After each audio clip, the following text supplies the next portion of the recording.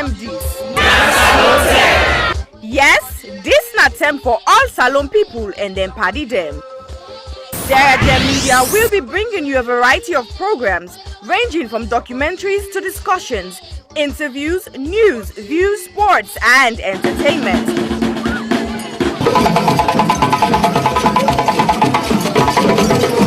Our programs will contain matters on development, governance, the economy, and issues that are of importance to Sierra Leone. So, no left BNO because we get Bebe program then like Salon discussion, meets the ministers, the president's hour and the Gladi program. Look me, I look you. All this they start soon na www.sierragemedia.org. Now who's term these?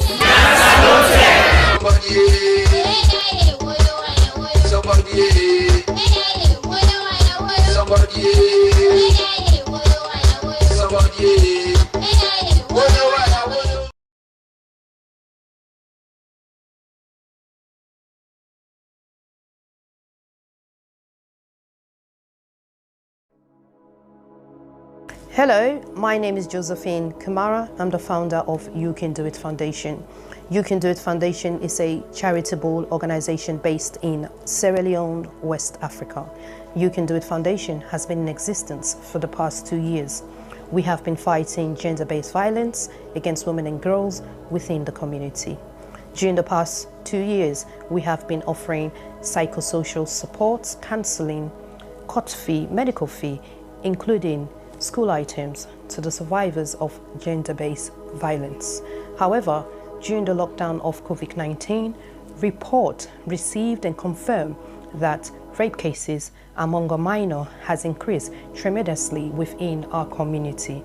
Because of this, You Can Do It Foundation has secured the land to build an accommodation for the survivors of rape. However, this may almost become impossible without your generous support.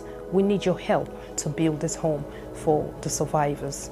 Your help could be in cash or in kind.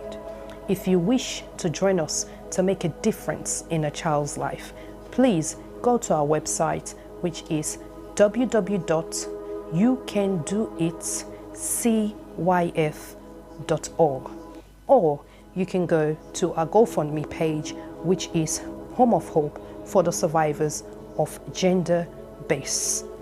Or you can contact us with the details at the end of this video. We thank you greatly for your generous support, and thank you once more for making a difference in a child's life.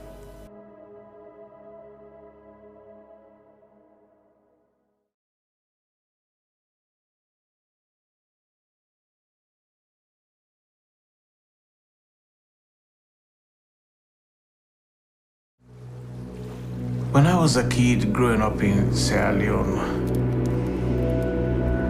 my neighbor had a small TV. The television was beaming these images about famine, war, about diseases. There was a silent majority suffering. I am fed up with that kind of news. We can use culture and art to change mind and hearts and inspire action.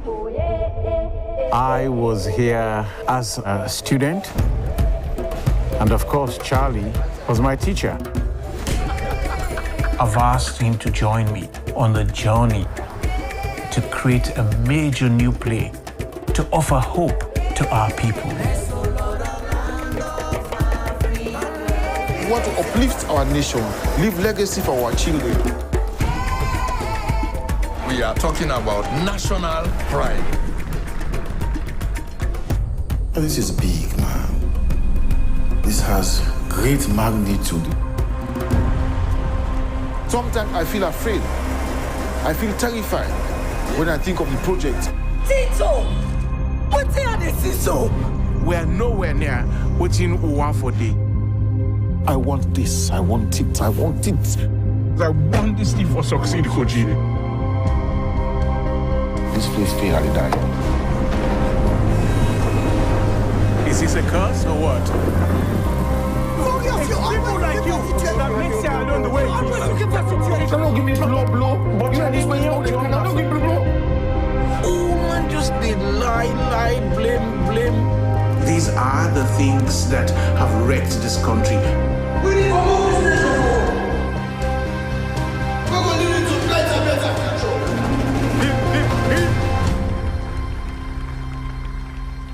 I can call him the second to last project. He died at the last. Rest assured, my brother.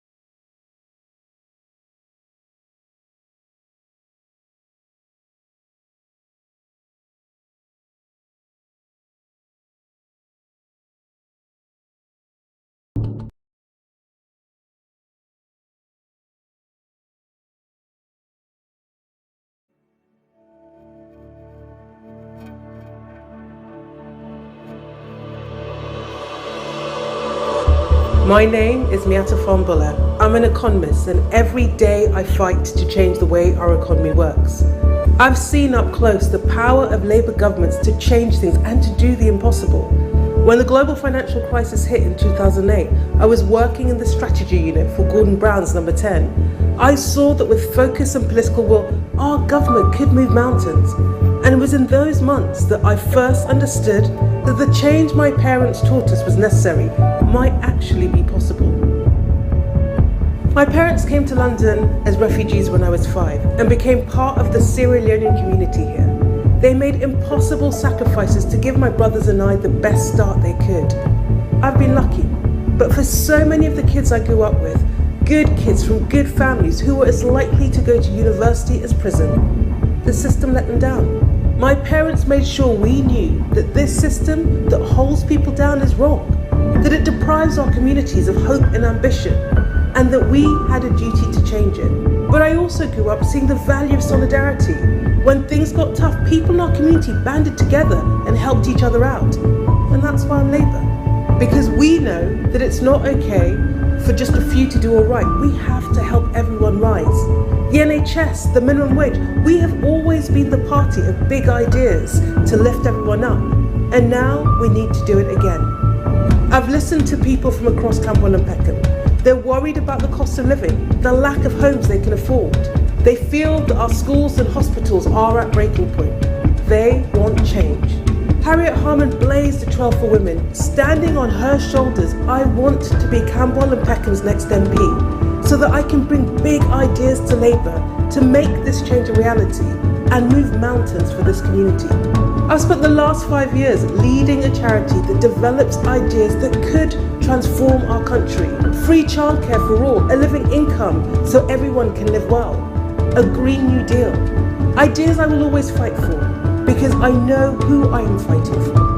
I'm fighting for the kids that don't get a shot, for the parents who are making impossible sacrifices, for the people who are struggling to get by, the people who are Camberwell and Peckham. I want to use my voice on the national stage as your voice, to make your fight my fight, so that together we rise.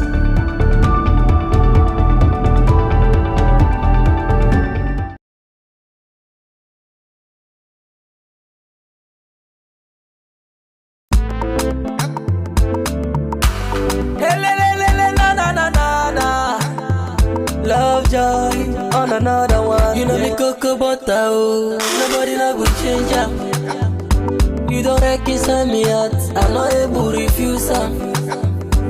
I love you now. Only that's good, they real love. Now you know me gold and me diamond. Now only you I go give everything, no. Me equal to zero without you. Now me don't be your hero. Life is sweeter when you there with the right person, yeah. No more messy around you. Me to you, not to two is to one. Now wrong equation be that you, I don't feel fever, me heart's on the pull fire. Doctor say but bona for take a easy with love you. Me love it on the catch a fire, baby. Me love it on the catch a fire. Me love it on the catch a fire. Me love it on the catch a fire. Me love it on the catch a fire. Come and solve for me. Love it on the catch a fire. Yes, Doc. No, not with tablets. Yeah, just touch me here. Me love it on the catch a fire. Me love it on the catch a fire. Me love it on the catch a fire. Me love it on the catch a fire. Me love it on the catch a fire. Come and solve for me. Love it on the catch a fire. You know me cocoa butter, oh. Nobody no will change them. You don't reconcile me out, I'm not able to refuse them. I love you now. Only that's good, they real love. Now you know me gold and me diamond. Now only you I go give everything, no. Me equal to zero without you. Now me don't be your hero. Nowadays, true love no easy forget you. So when you get never will love it to one.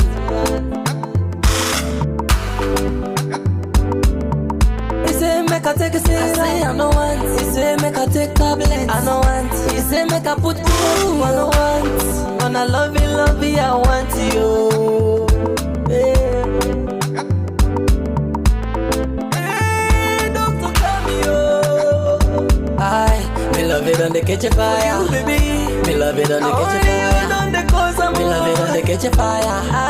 Me love it on the catch a fire. Me love it on the catch a fire. Come and solve for me. Love it on the catch a fire. You know me cocoa butter, oh. Nobody no will change them. You don't reconcile me out, I'm not able to refuse them. I love you now. Only that's good, they real love. Now you know me gold and me diamond.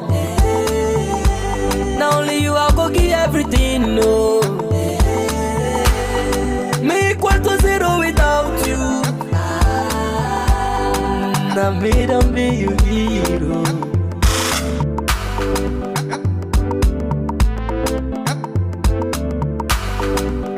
Hey doctor, hey.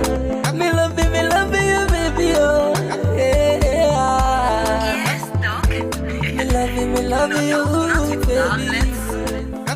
Yeah, just touch me here. Yeah. Yeah. Yeah. It's original. Yeah, my dog. Oh no, stop. Not like this.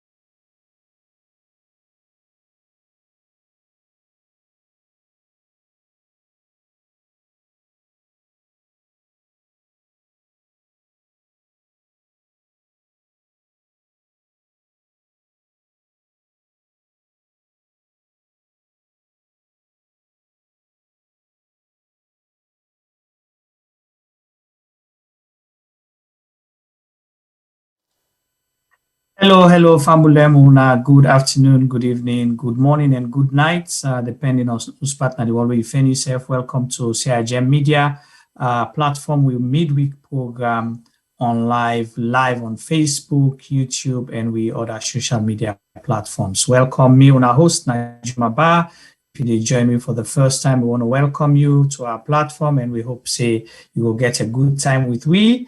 And please, we encourage you for subscribe to both with Facebook and YouTube, so you would get alert once we dey live on air.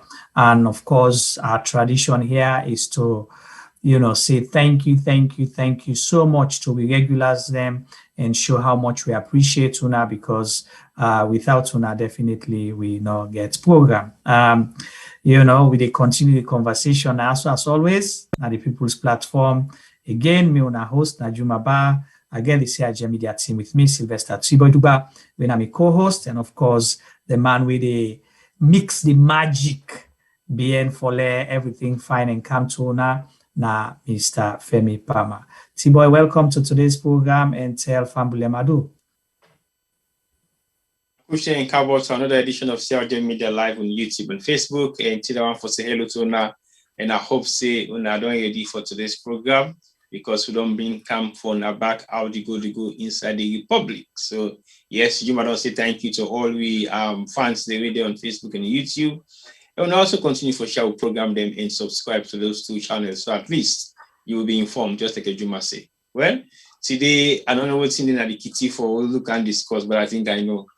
But anyway, I left to Juma do the introduction, and let it take you through what we get for today, because today they got more expanded discussion, because we get a lot for talk about. Specifics, definitely.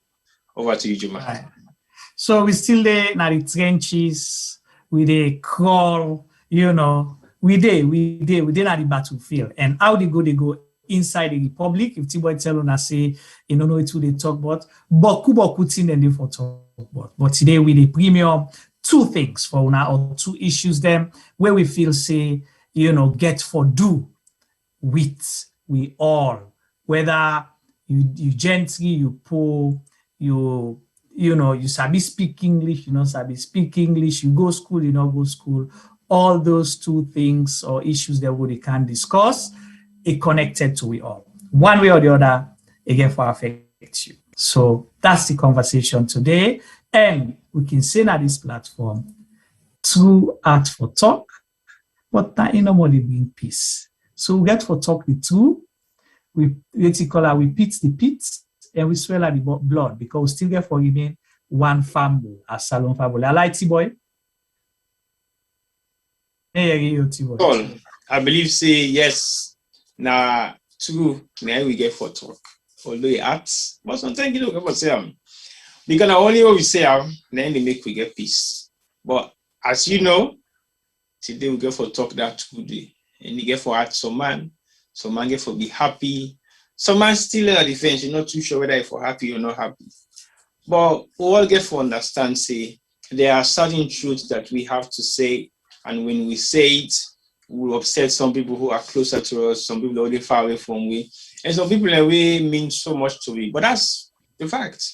Just like when they say we'll tell you some truth and we something and you expect to accept, but we'll accept it. But we'll continue to tell the truth them, because if we'll not continue to tell the truth, then we're supposed to say, things will be very difficult and challenging. And when things become very difficult and challenging, either you go turn to now for talk the truth, where you don't afraid for talk the truth in the first place. So no matter how much people will get for be upset, we get for be hot, we get for be uncomfortable, let's continue to say some of them truth there. So sometimes they affect we self. We say what they say them truth, then something they affect we. Sometimes they say some truths them back to we as well. We na facts we go for acceptance. So now I make Juma say to go out for talk, but anybody bring peace. And also we say that deal. That in a quotation from the Truth and Reconciliation. So if now we've been coined the word, sometimes if I understand, but now what's in the Truth and Reconciliation Committee puts together and say, true ask for talk, but now no more they bring peace. And they make sure say they get them back and Creole for make all my way this alone, be able to understand the language there.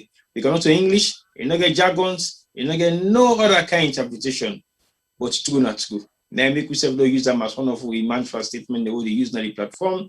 I think now about 7 months ago we decided to begin use that so Juma, or 7 or 8 months ago. Yes. And we get the reason why we choose for use that. Now because we don't realize say Bokuman they avoid truth. Bokuman they balance the facts of some of the things that already happen at Salon. And if we go by what's in the Truth and Reconciliation say, we get for talk then school in there. Now, some of them school don't avoid for talk, but all these years we make we still able forget no footing in the things they already do. But we'll not go stop. As we don't begin so, now so we'll continue for do them until they go. All right, thank you so much, T-Boy. And so with two issues that we already talked about today, one get for do with, preparation, the process for elections come 2023. June 2023, as the president will announce election dates, so the election process don't start. So not to forgo vote for votes now 1 day or maybe 2 days or a few days, but the process for election, for let you elect, let you vote for who that you want for be you president, who that you want for be member of parliament, who that you want for be you councillor. So you representatives then, the people away they put you open trust to for push Salongo before, because 7.something million people, we all not able for represent ourselves, but we for believe say we want for vote for the people where we think say could represent we interest, we supposed to be the common interest for every Sierra Leonean. So as we say, the process don't start. We don't hear beaucoup things, beaucoup jiggy-jaga business that happen, beaucoup push that don't happen, And now we don't reach at a point wherein, we don't hear a new announcement from the Electoral Commission. Sierra Leone, we're not the body, we're responsible for coordinate and, organize the elections process. So they recently announced the system we they want for use for the upcoming elections, now the PR system, we're not the proportional representation system. That's one. So that's one of the issues that we already discussed. And why is it important? Because you vote. Now you waiting, T-Boy.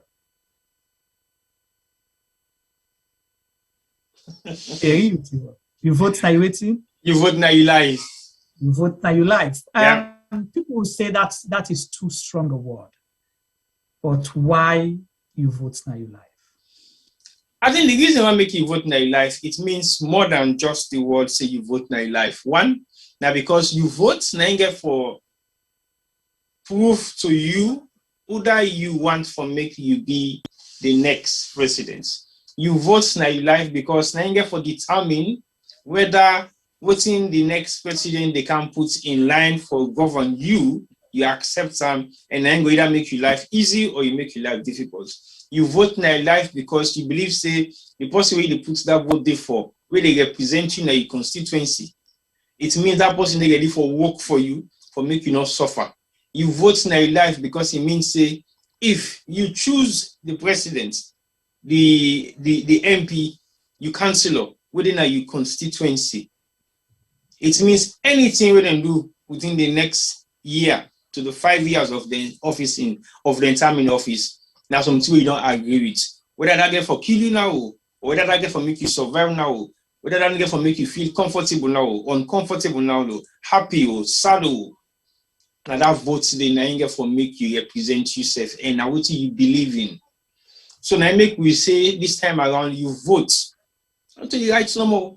Now you life as well because it determine how you life get for day from June 2023 to 24, 25, 26, 27 before get 2028 election. So for 5 good years, that you vote the Nigeria for determine your life for that period of 10 days. So if you take you vote for granted, if you feel not just you rights no more, you can do whatever you need for do time.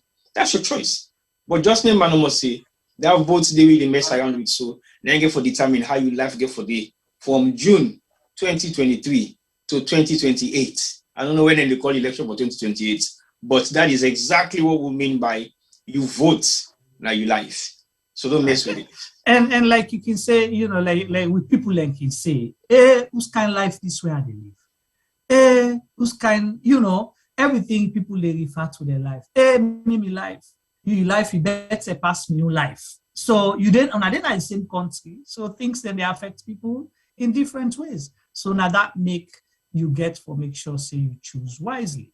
But I just bring this because possibly now that's not the tail end. That's the end goal for make sure say you vote for the person where you hope say and believe say will represent you. But today's conversation therefore focus on the process, on you know the things that we for make we get waiting free, fair, and credible elections, a peaceful elections, a smooth election, right? So the process. So we want to begin look at that right now and see because we don't really grumble. So that's one of the issues we'll therefore delve into deep one. But again, connected to you vote now your life, we can look at how the goody go inside the republic right now. Because grumble, man, they say the ground not easy right now. Few years ago, we didn't say the ground dry, no so. But now people then say tintranga.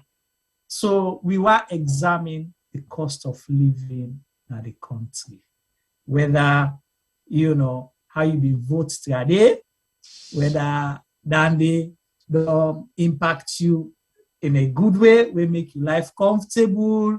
You know things that they go you able for manage, they get by one day at a time, or Tindon Papango. As the case. I don't believe you talk window. Well, I don't know. This one just kind of made though. Now, Femi, I text me this 2 days ago. So he said Papango. So Mr. Sadi user. Now, this thing you said that Papango. Well, me, I don't talk really find me, not too clear. So well, like how we they say we can say na temne we say e olele ebi. Temne what are they? Yes, olele na temne what. So see, we're not against you. Whose word is not temne? What talking about? Olele. Yes, olele ebi. Yeah, that in Japan. Well, the wealth of 35 years then at the chat group, it will prove me correct because I teach me that. Na Japan Chinese. I know say na Japan team me talk so. Well, you're little. So you don't see a tranga, your papango now. So that's not the second part of the conversation. So Tibo, you don't hear a lot about this PR system. You know, what you take so far, all the conversation that we only go around? It's one of the most confused and complex system we I don't come across within the past couple of years of me looking through documents that are coming from Sierra Leone. They get a lot to do with governance and constitution and parliamentary rights and whatever. But I think I still haven't been able to look at what the Constitution exactly says on it, because I don't go through over the Constitution. I see a lot of bullets and stuff on elections, electoral commission, and a few more other things that we align to that. But I'm not able to find a specific area that talks about the PR system. I don't know whether you can quote me that area on the Constitution so I can locate it, because what I saw on the Constitution is not directly linked to the PR system itself. We have proportional representation. That is the only statement of proportional system is like the last contents table, the last contents within the contents page. We talk about, like go back again, the last document was the election by district block representation system. That's the last word, the last line. And how you read so you quote. That's the last line on the Constitution, on the table of the Constitution. Okay. When you know the page number, if you able to know the page number, page 6, the last line on page 6 of the Constitution.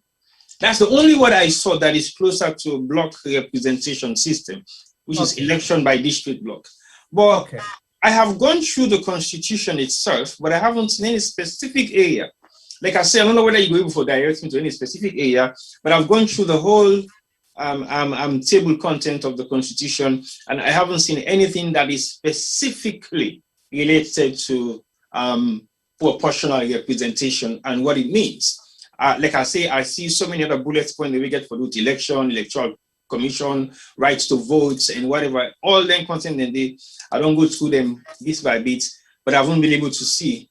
But the kind of talk about proportional representation. Okay, well, we go calm this small because then we'll go back to the Electoral Commission, then press release, where them use for announce the proportional representation system, saying now we'll get for use. So that in our official document. So we use that as a reference in the process, of we conversation. But it's possibly nice for put a, get a little bit, of perspective into why we get why proportional system, voting system, we get them as part of the electioneering process or voting process at the country. If we all can remember, or either you don't live within that time, or they don't teach you in a school, Salon don't come through different phases in the country since independence. We get independence, we get elections, say the big one, we get a one-party state from the 70s up to 1991. Okay, there was a one-party state. So at that time, you get different ways then they vote for people, how then they elect people in the office, how people they become ministers. At that time, you get people away, then say you get front benchers and you get back benchers, just like how you get the UK kind of system, right? Mm-hmm. Wherein people away then at the front bench, you go say, then get ministerial position, then get portfolio, that briefcase where they be the whole first step. So all the one the way na ministerial position or MP with portfolio, it gets a minister with portfolio, it get a briefcase there. So now they document and they inside or go cabinet meeting, so that the one where they sit in a cabinet. So you get back benchers when MPs them, then a parliament, but they not get any ministerial position or not get any key kind cabinet position. So we had that process. Okay.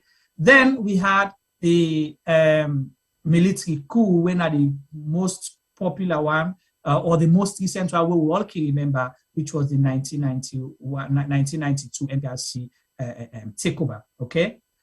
So we get NPRC 1, we get NPRC 2. Okay.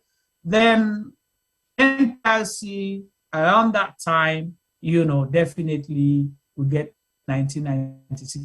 So we can call the New Sierra Leone. So we can call it. So from New Sierra Leone, in 1996, we forced democratic elections in that era. Okay, 1996, we had elections for vote for president and members of parliament. So the reason why I make this, context important now for understand why PR system, they introduce them, kind of. Again, the 1991 Constitution been done right before we get the military coup. So 1991 Constitution, the country been only prepare for multi-party system of elections. Because remember, I tell you, say, we been get one party system, right? Where there been the APC one party state, where everybody will be served now under that. So at the time, international pressure and things changing in the country, then decide, say, you know what, Sierra Leone need for go into multi-party democracy. System of government change from one party to a multi-party system where you get different political parties coming out for campaign, and then people decide for choose who that's they want for vote for. So that system we don't set before the NPRC coup of 1992. And obviously, when the military came, first thing they did, as every military regime, they suspended the constitution and begin rule by decree. Because they are not voted for, this time military people, then get certain things they will then fix it and get grievances for, and those are the things they wanted to fix. So they suspend the constitution, make the government not existent, so it become a military regime, and then they rule by decree. So then they come today, they announce, say, today we decide, say, we for lock Freetown, for begin clean from Usai, from Godrich to what you call a Waterloo, they don't put on. They declare curfew today. So then they can by decree. Well, price for good on as today, price for good on, rest for good on from 100,000 for bag to 20,000 for bag. So they use by this. So now few people just decide and make that not so popular view. Because then things say wrong, they will sort out, and the only way they do it, now if they calm them, put that kind of hard and fast, the nobody know for question them.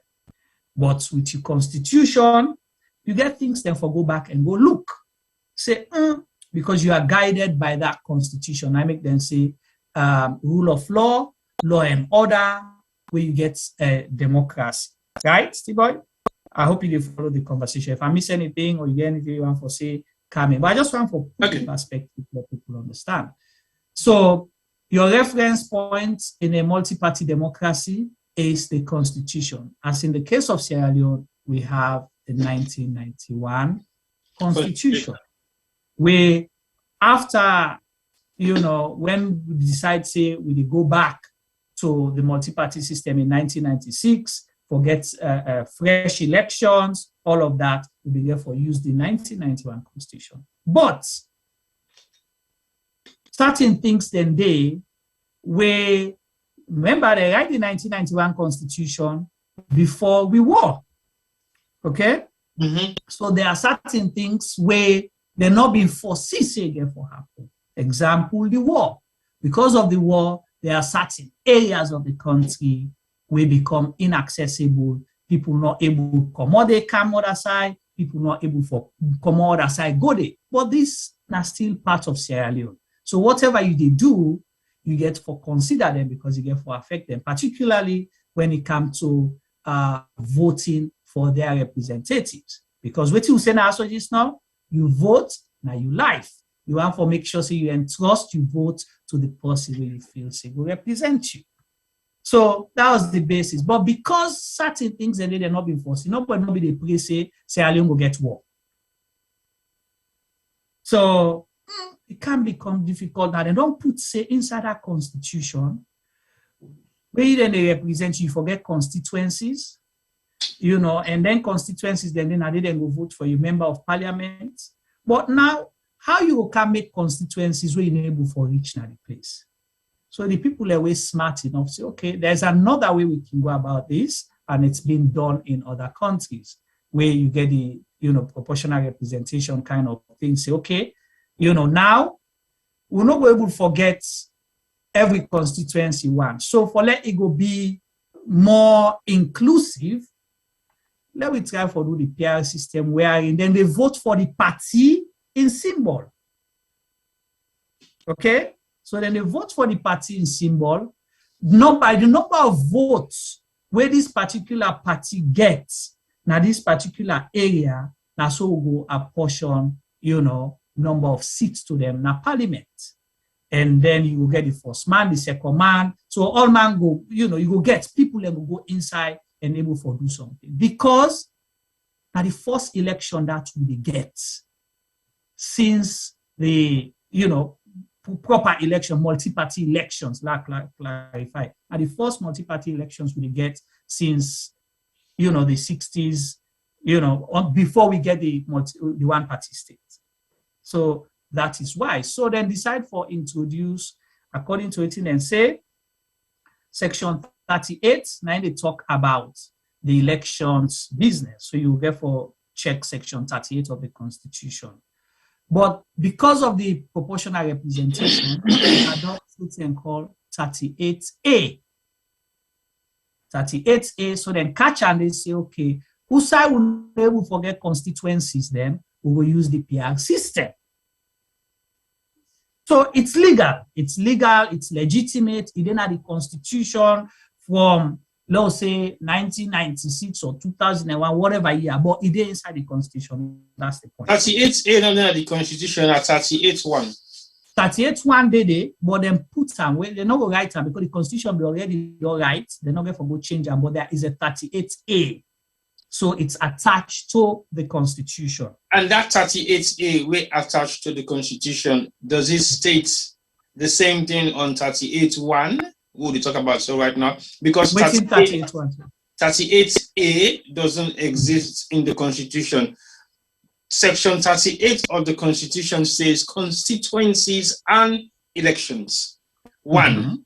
Sierra Leone shall be divided into such constituencies for the purpose of electing the members of parliament referred to in paragraph B of section 1 of section 71.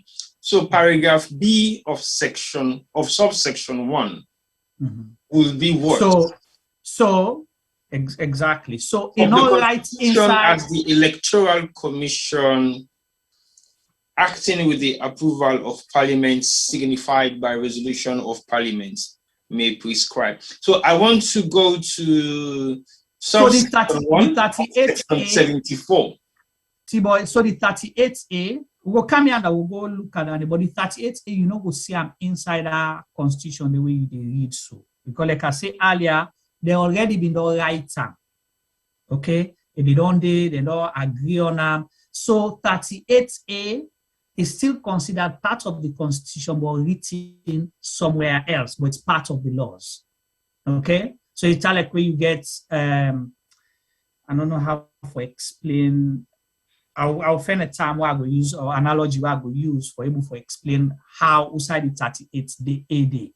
Like when you get your suitcase, okay? You get your suitcase, you don't pack all things, but then you get another small bag where you can attach by your suitcase for carrying something.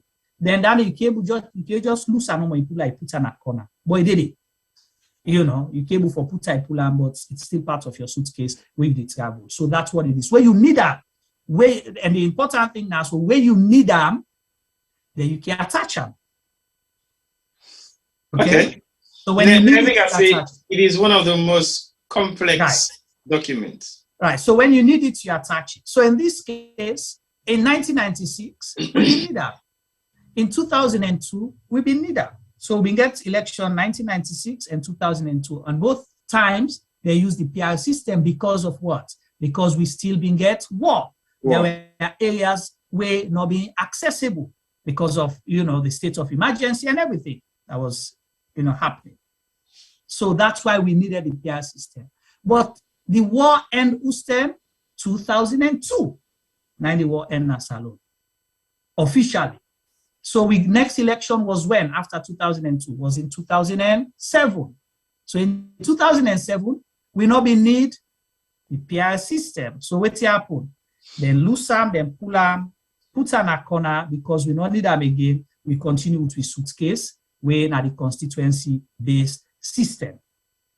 Okay, so we'll go back to waiting 38.1c. Okay, we go back to waiting 38.1c. So that's what we worked with in 2007, 2012, and 2018. So for the past 3 elections since 2007, we not use a PR system. Why? Because the country is being relatively what? Stable, is safe. We don't get other emergency situations, which was what? Ebola, mudslide, but still, these are disasters, but the country was relatively accessible. Okay? So we don't need PR system. We still go by constituencies. We have how many constituencies right now? We get 132 constituencies. Now, the country divided into 132 constituencies. So we get 132 parliamentarians then, and we get the chiefs then, when are members of parliament. I don't know if now 16 now. I know say it was 14. So for most of the time, but then we don't get 2 more districts now. So you don't see the perspective, okay? But now, 2022, for 2023 elections, NEC don't announce it, then they go back to that PR system will be used 1996 and 2002. And then say, according to waiting, they understand now that the country get right for use A or B. So that's the argument for, thank you very much, Lamin Denk, and Lamin say 14.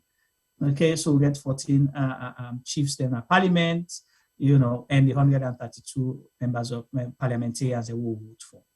So, next your argument now that we can use A or we use B. But we don't hear other people, including opposition political parties, say no, you not get right for use A and B. You go only use B if A not possible at all. If what's not possible at all? If A not possible, okay, if A not possible at all. Yes, so if A not possible, the paramount one. The paramount one. Yeah. So if A not, and that the members of parliament, the opposition members of parliament, and other commentators, they say that NEC wrong for say you will use A or B. Like you close right and you decide to say, no, are they wear white clothes or black clothes? Whereas the opposition then say, no, you go only wear black clothes if you not get white clothes at all. So the primary for this event, where would they go? The Ashobi, where we for wear, all man for wear white. Whether be it white clothes, now white t-shirt or white pop, white t-shirt or now white we for wear. Okay. The only thing we will accept off-white, that means if you don't get white at all. So who do I get for find out if you don't get A at all for me to use B? What's in the verify that? The Constitution. What are the clarification of not having A at all for me to use B? So well, now they back it come back to the Constitution. So now they get for go look now. You open the page the way they open, so you begin watch. You begin get a tick box system. We get constituencies or we not get constituencies. We get one our country or we not get one our country.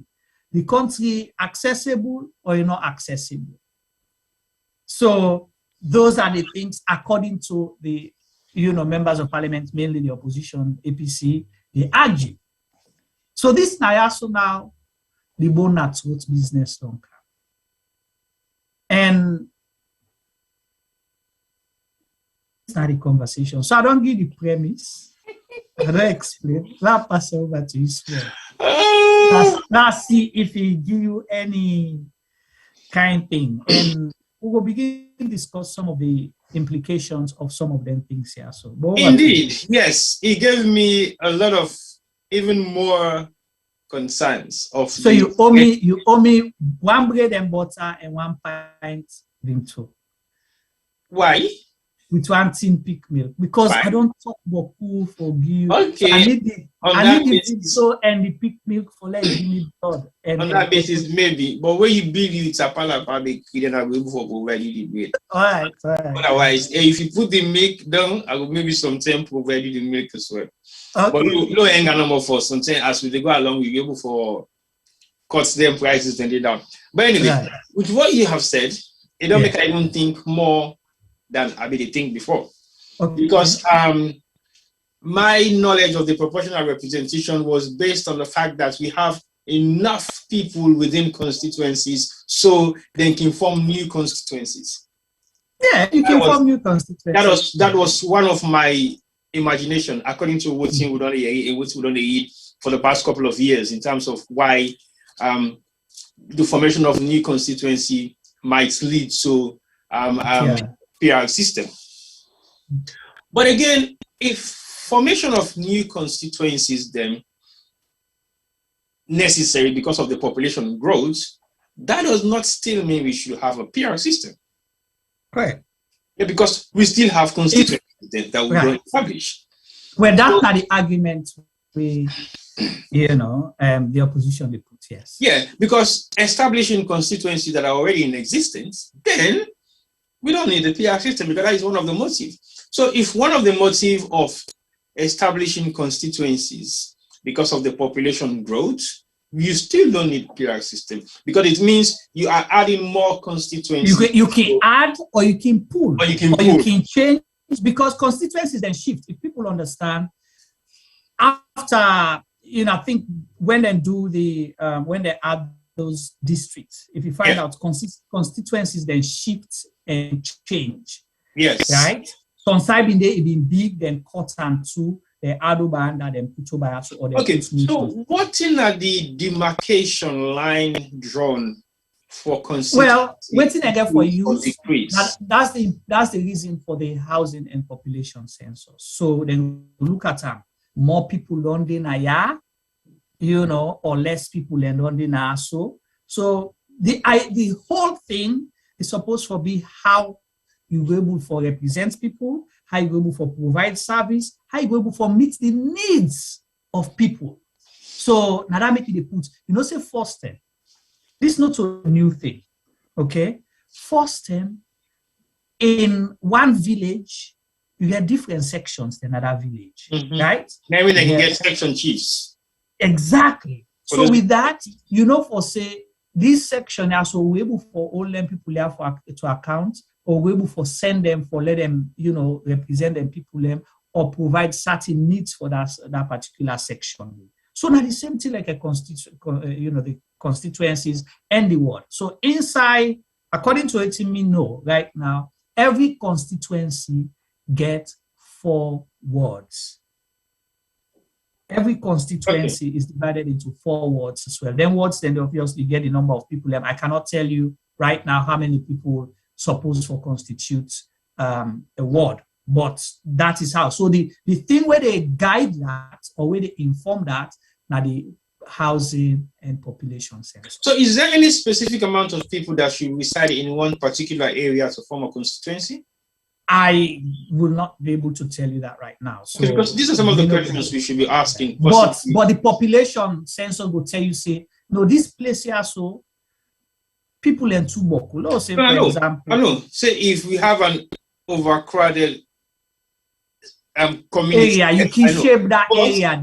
Yeah, but no. But the question I want to ask is, what thing they constitute electoral commissioner or the census body or NEC for decide say this area required or this area gets more population than required, so we need to break it and form another constituency. I mean, and therefore ask whether you need maybe few hundred thousands of people or what in the constitutes the population growth of a particular area. We go enable anybody for say, well, okay, we need to break this. Because, like, for example, if you have 500, you have 700, what else do you need to add to that 700 to make it 1,000 to have a bulk figure? It's 300, right? So it means if a population growth, for example, is 1,000 per section, It means if we have 700 or 800, we can wrap it up to 1,000 and make it. I mean, we can consider that to be a constituency because it don't get over the minimum requirement of 500. Right. So, so it's along those lines, but I cannot tell you whether this is the number of people where for reside in a particular ward or this particular constituency. So I will not be able to tell you that. But waiting they inform that now the housing and population census. Now I'm able to tell you we need for divide. So let's say, for example, Kenema used to get 2 constituencies, for example, okay? 2 constituencies. So, but at that time, let's say the population was 10,000 people. But 10 years later, we don't do the population and housing census. The Kenema population don't go up to 20,000 people, for example. Okay, so we don't. No. You can't have 2 constituencies now. So let me shape them a little bit more. So make them 4 constituencies, for example. This is just example. I don't have the exact figures. But if I give you an example of London demarcation line for congestion charge, right. Initially when it started off, it was within central London. Correct. Central zone London, as in within the zone 1 area, zone 1 catchment, because the mayor they say, okay, those are congested areas because they are like the working sector of the country, of the city. Go one for lake congestion becomes a norm day. So basically, they reduce the amount of vehicles that goes into the city within the zone 1 area. But then realize that many people are willing to pay because something they drive their car come very close to the zone 1 area and then park and they move away. So what they do, they extend the zone 1 session into zone 2. So basically they jump off zone 1 and come into zone 2. They extend the congestion charge into zone 2 areas. So and the other reason is because zone 1 and zone 2 so close, activities the way they happen around certain places in zone 2, they make the traffic still there or congestion still there in zone 1. Yes. So they decided to say no, let's push there. And now that they don't extend them, the problem still they occur. So basically, they're looking at extending it now even further from my area into Camberwell, maybe because it is very close now to Elephant and Castle, and some catchment there within Elephant and Castle we already they're inside congestion charge. So exactly. So similar thing. So it's just a way to provide service, to make sure you meet the needs of the people, to ease the congestion of traffic in all those areas. Okay. Right. So now, so similar things. Yeah. So now in Sierra Leone, okay, they say we use the PR system for election. For this coming election, what is it going to benefit the country?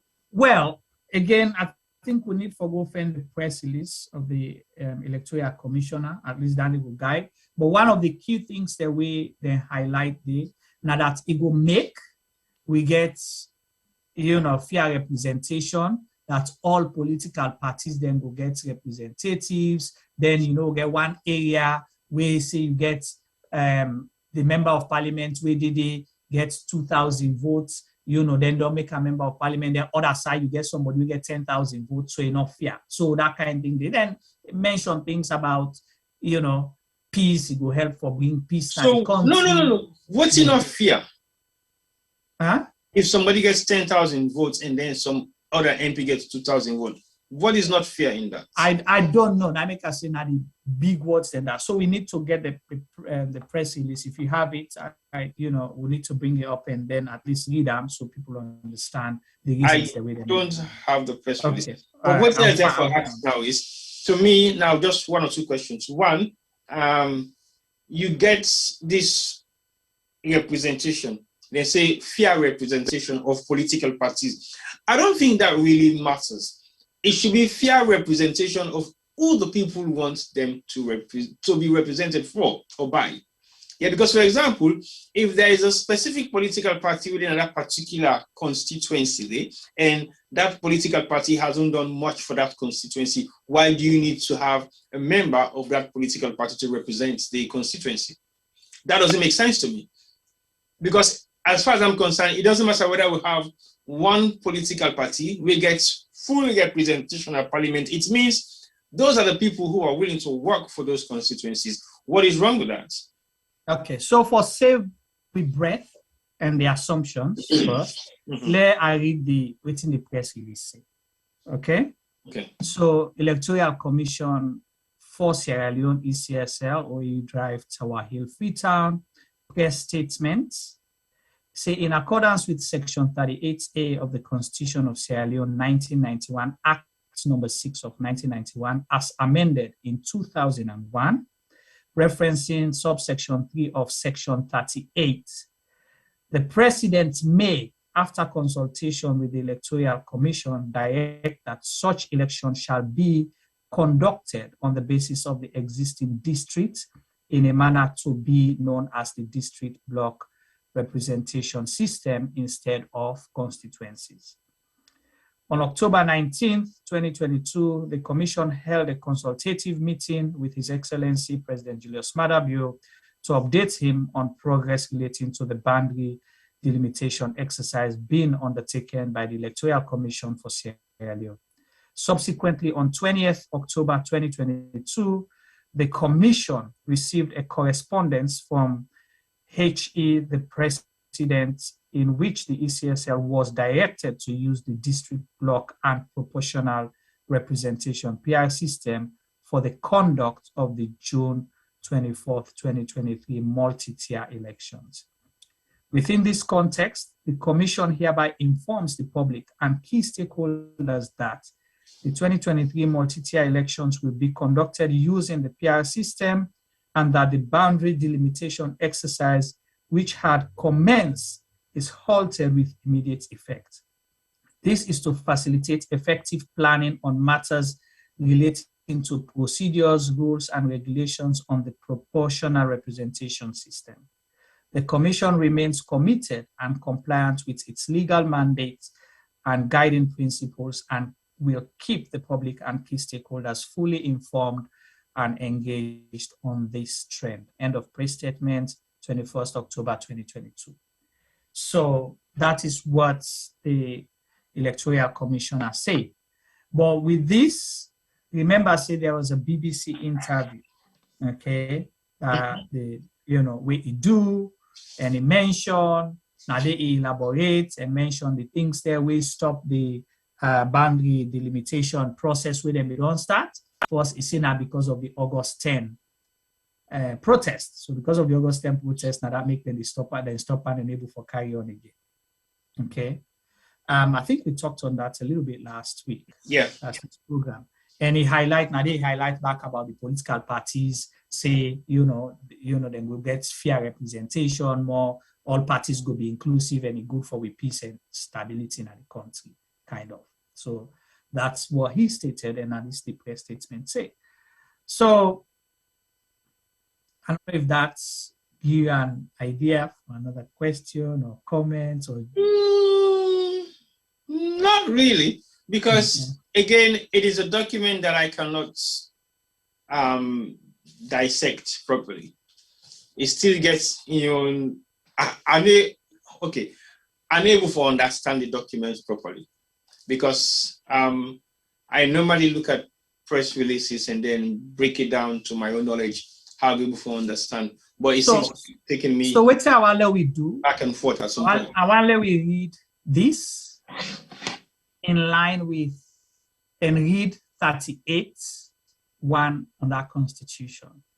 Femi, you ain't the Englishman. Are you there? You did it? Mr. Palmer, are you there?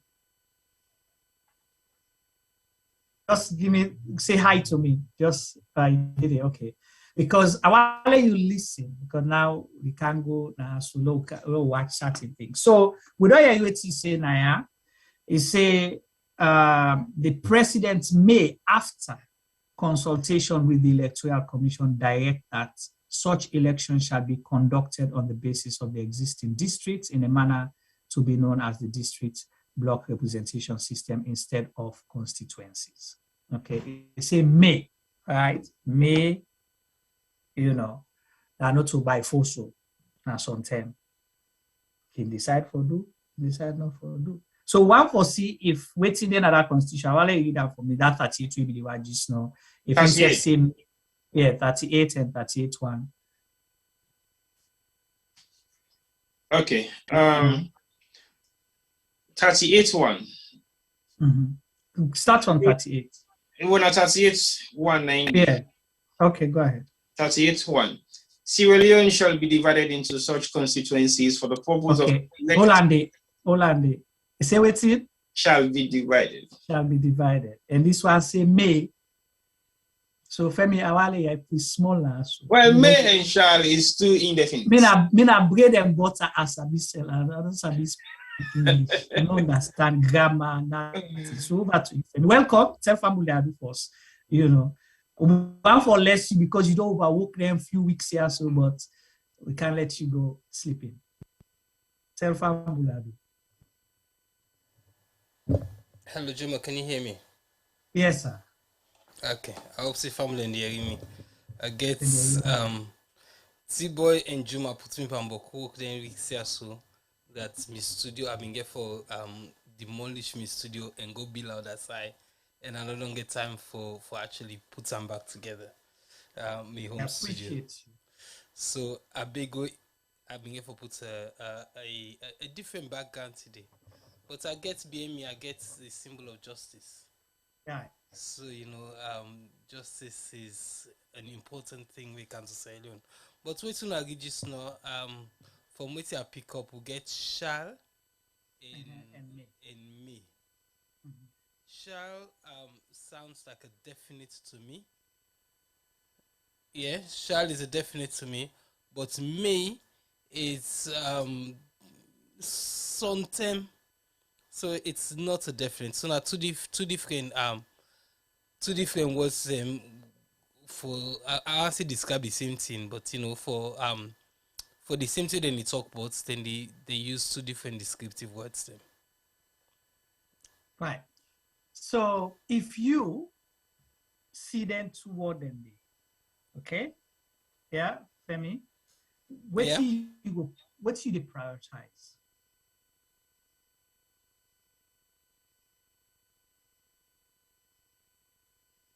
What I will prioritize, Juma? Yes, if something says shall and the other one say may, which one you prioritize? Well, it depends on whose side and the arguments you are. You know you did and you are argue on. You know, if somebody says he gets for do something, you get for that and choice not the. Right. But so if somebody say you may, in terms of compliance, that you have to be compliant. Well, if somebody says he gets for do then you have to comply. Right. So you don't get choice. The shall and the may, which one will make you non-compliant? Or which one you can get away with?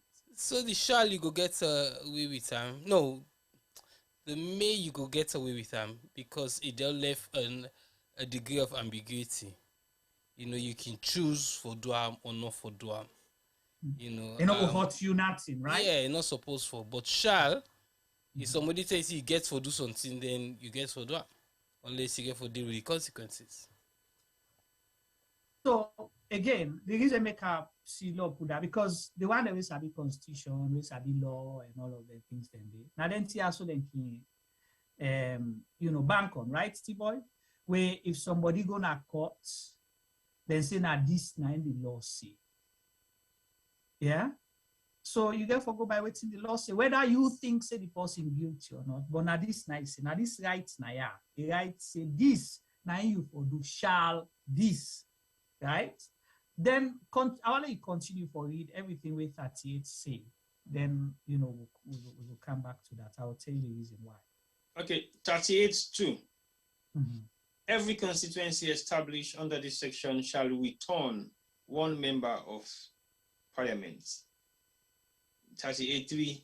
The boundaries of each constituency shall be such that the number of inhabitants therefore is as nearly equal to the population quota as is reasonably practicable. Provided that the number of inhabitants of such constituency may be greater or less than the population quota in other to take account of means of communication, geographical features, density of population, the distribution of different communities, the areas and boundaries of the chiefdoms, and the other administrative or traditional areas. 38.4. The Electoral Commission shall review the division of Sierra Leone into constituencies at intervals of not less than 5 and not more than 7 years, and may alter the constituencies in accordance with the provisions of this section to such extent as it may consider desirable in the light of the review. Provided that the Commission may at any time carry out such a review and alter the constituencies in accordance with the provisions of this section to such extent as it considers necessary in consequence of any alteration in the number of members of Parliament referred to in paragraph B of subsection 1 of section 74 by reason of holding of a census of the population of Sierra Leone in pursuance of an act of Parliament. 5.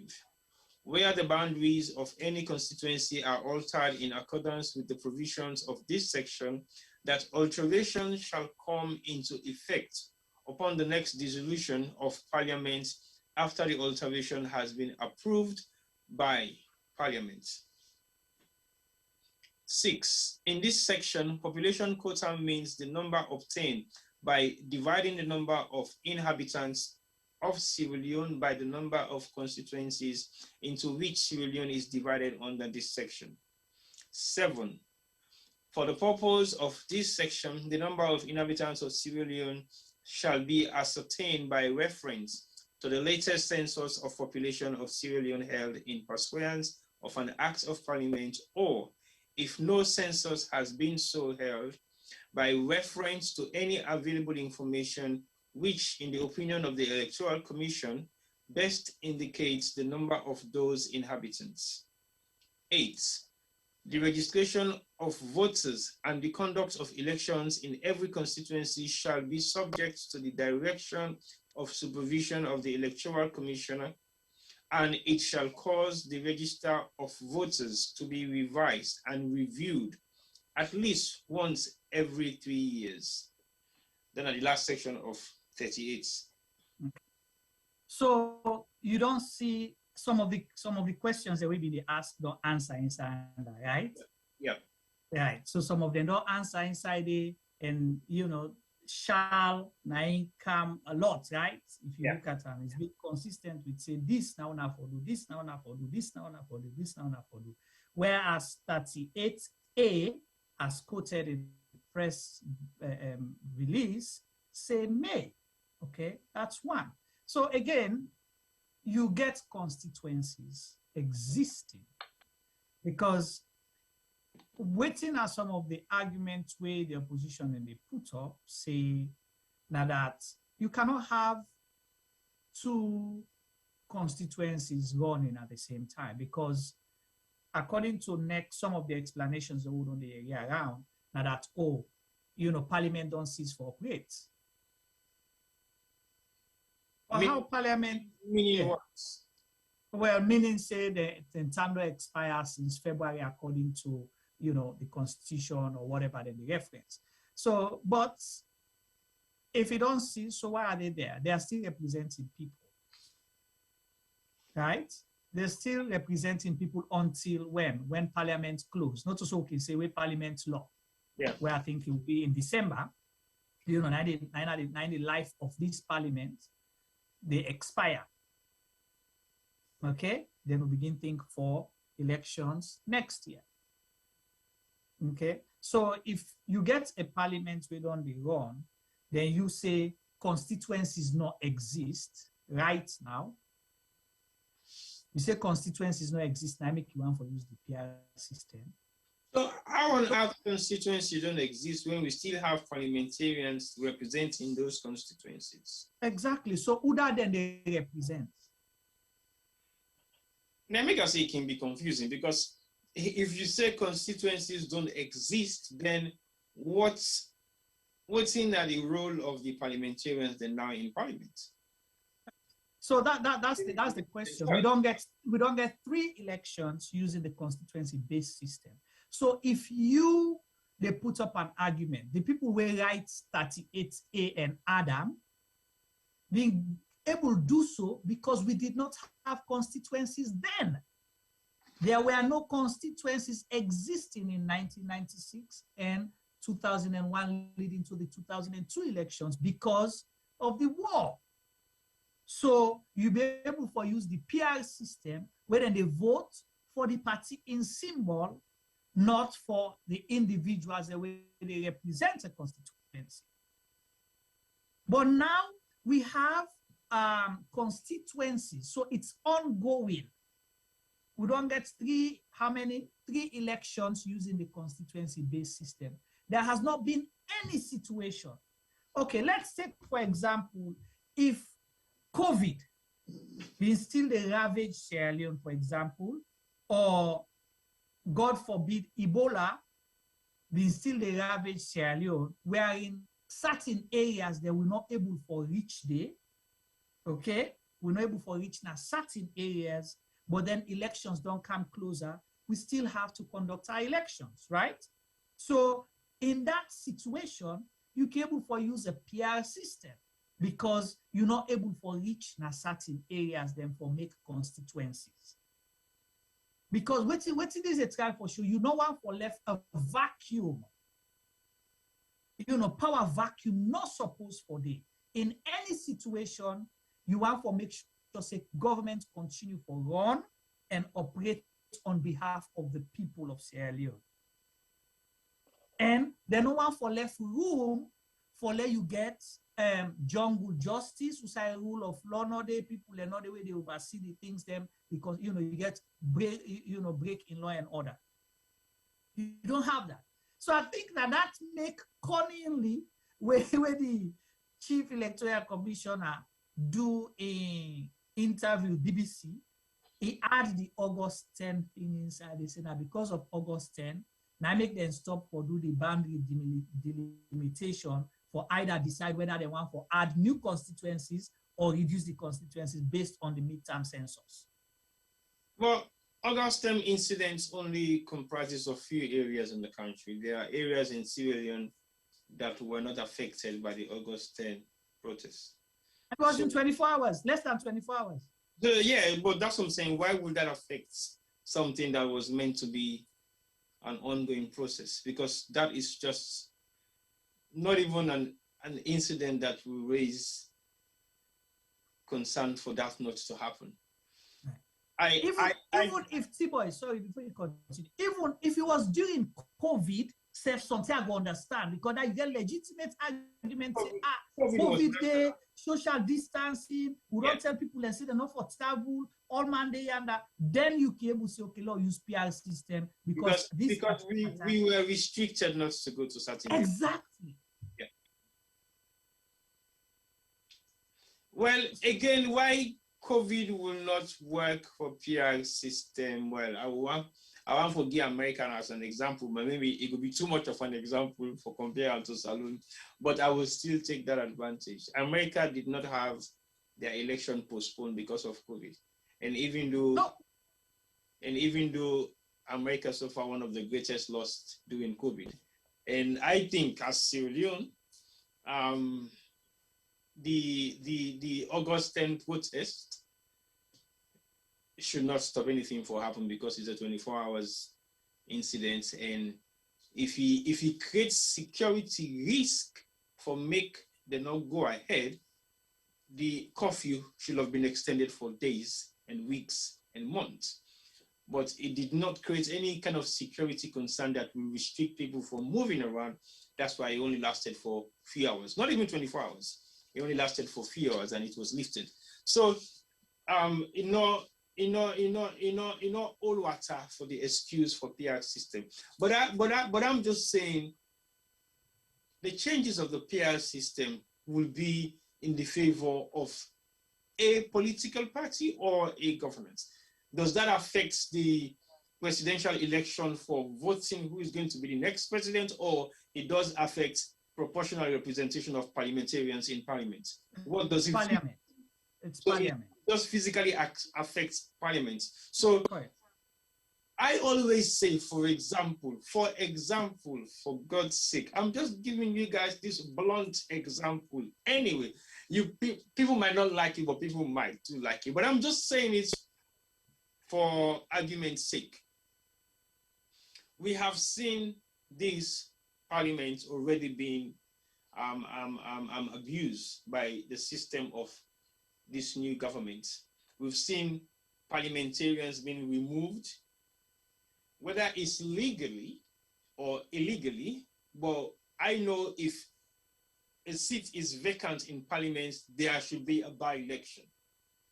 That is paramount. So it doesn't really matter whether these parliamentarians were physically or illegally removed from their parliamentarian seats for their representation from the constituency that they represent. But I think there should have been a by-election in those areas. It cannot be an automatic fix for the runner-up to take office, because it means there should be a by-election. If the reason for the removal of this representative in parliament was based on the fact that the election was rigged by them, yes, the runner-up will automatically take the play, because it was based on the fact that the election, the way they go stand, the person will win rogue.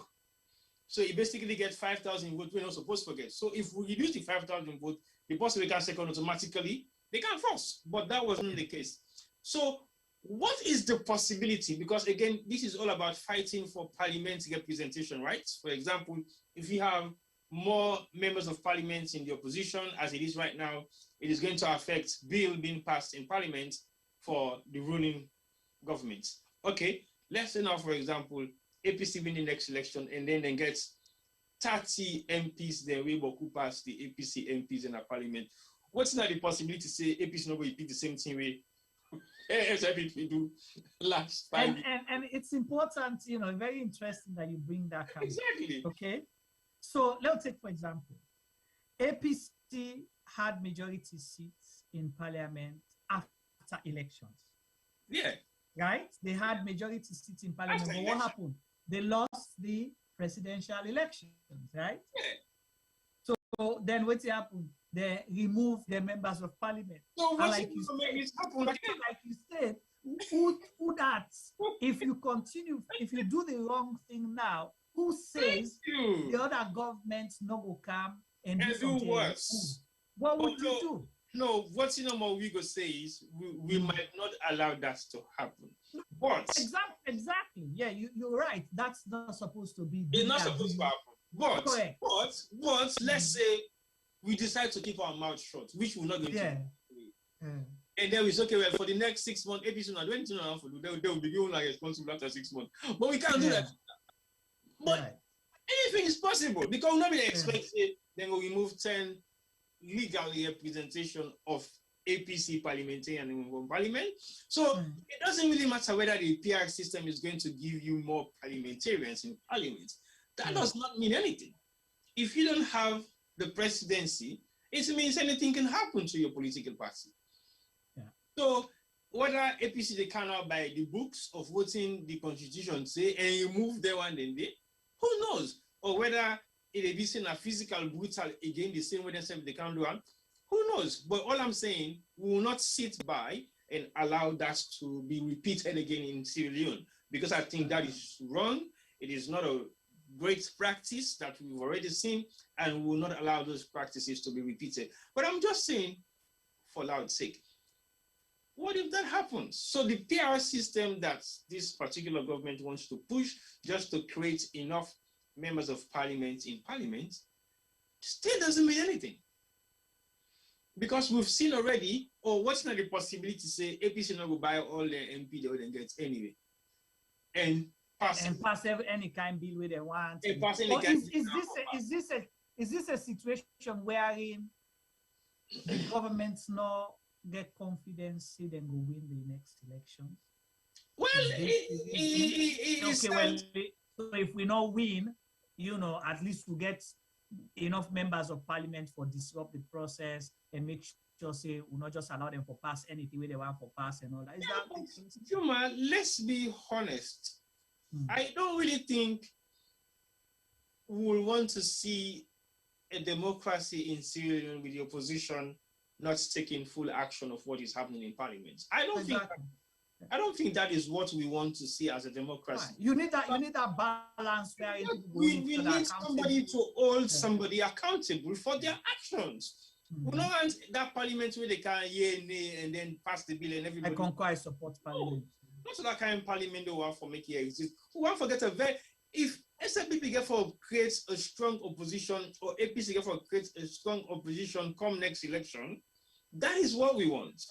We want a very strong opposition political party that will hold any government responsible for wrongdoings, that will contest any bill not in their own political interest, but in the interest of the public. Yeah, if it is not in the interest of the people, then we don't need to go against that particular clause. For example, if the government is putting the bill together for loan $50 million from World Bank and can build 5 skyscrapers, I will support that agenda because it is an agenda that is going to develop the country. You know how many $1,000 million then in the loan that the Central Bank of England every day for make sure the economy floats? So I don't think that is something we should be fighting against. As long as that money is going to be tracked down and going to be used for the purpose of what it is meant to be, then yes, I don't think any MP or parliamentarian will go against such bills. Or say go block that kind. You cannot block such investment because it get for benefit the people of Sierra Leone anyway. Whether it's billions of dollars of loan, I rather like we get $30 billion loan or get for pay World Bank and we get the establishment in Sierra Leone than we have $30 billion debt and we don't have nothing standing to show for it. Yeah. Doesn't make sense to me. So to be honest to you, the PR system might be useful, it might not be useful, but what is the essence of it? Is it to create more members in parliament that will not be meaningful? Or is it to create more chaos that we're going to have a tragic election that is going to cost lives or unnecessary mayhem? I don't think that is what we need. So that is my concern, T-Boy, because for me, I look at the trend on, people in public offices, people that we entrust, with the lives of Sierra Leoneans, okay? The destiny of Sierra Leoneans. How we they think? Why do we do things?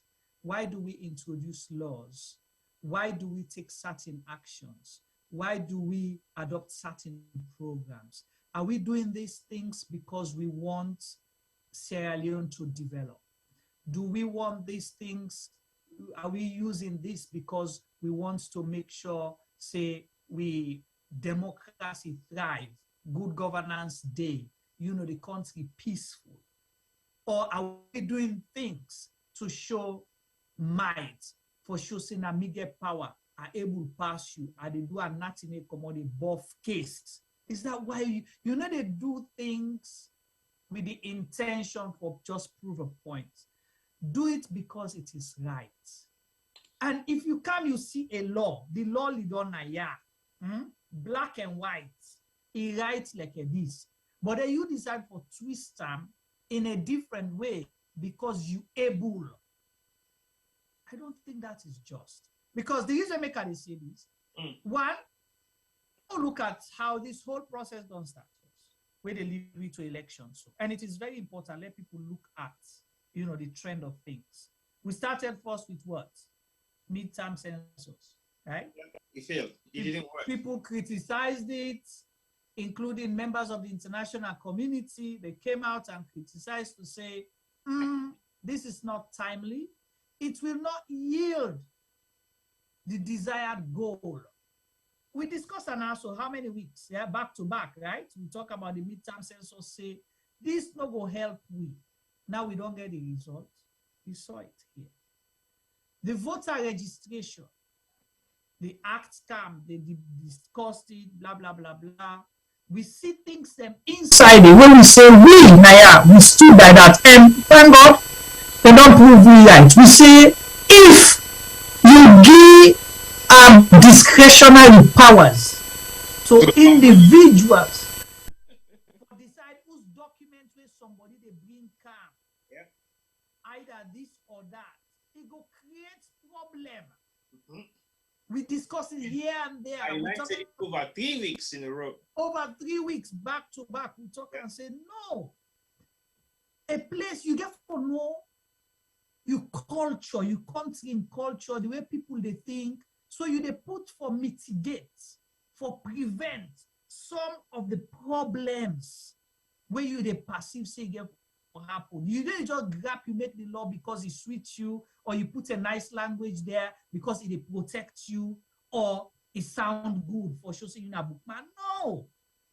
You get for don't think and you get for critically analyze why you they make this law. Why we this if this if we put an aya, why for make so? How we go benefit you? Juma, what's in can amaze me most times now the fact say the people that are making these laws, are they really critically looking at the laws that they are putting on paper? Because we are just sitting down here. We not get no, well, me, I would say I'm not getting no law background for analyze them paper and they be wouldn't put them together. But I think if you've been reached through me, I would not ask special, say, you should say this document right. You should say this document get the right statement that we're supposed to inside.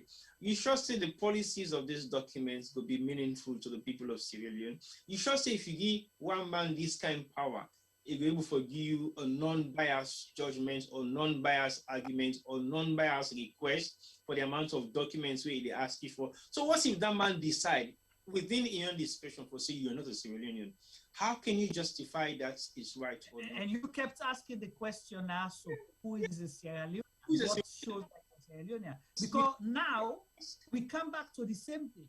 We saw people that say national insurance. The people then say no, they say go count birth certificate. Wait, count the birth certificate. They say no, that fake birth certificate. Go what you call it in? Go take affidavits of so. You bring a can and say no, that is not authentic. No, bring somebody in your community calm. Where for calm show say yes, this person indeed na my community ide. Sometimes I be attending pool nado or in christening, you know, Sabia na my area. Indeed, this is not 18 years. Now first time voter, it don't pass 18 years, and na my community de and na Sierra Leone. Still, people were refused on those bases. So, no, they tell the imam and religious leader and say it's not a guy appointed people, man. So people were threatened. So man then tell and say, no, you know one grain policy now you can identify for the. So you don't do all that, you confuse people. You make a lot of young voters, first-time voters, no start, they use the young one because there are a lot of other first-time voters, they were not old pardon. Sometimes never fortunate to register. You know. The first-time voters that are way above 25 or 30 years. Exactly. So you deprive people for vote because you try for go and put different, for go and register because you put different barriers. So many hurdles for let people join.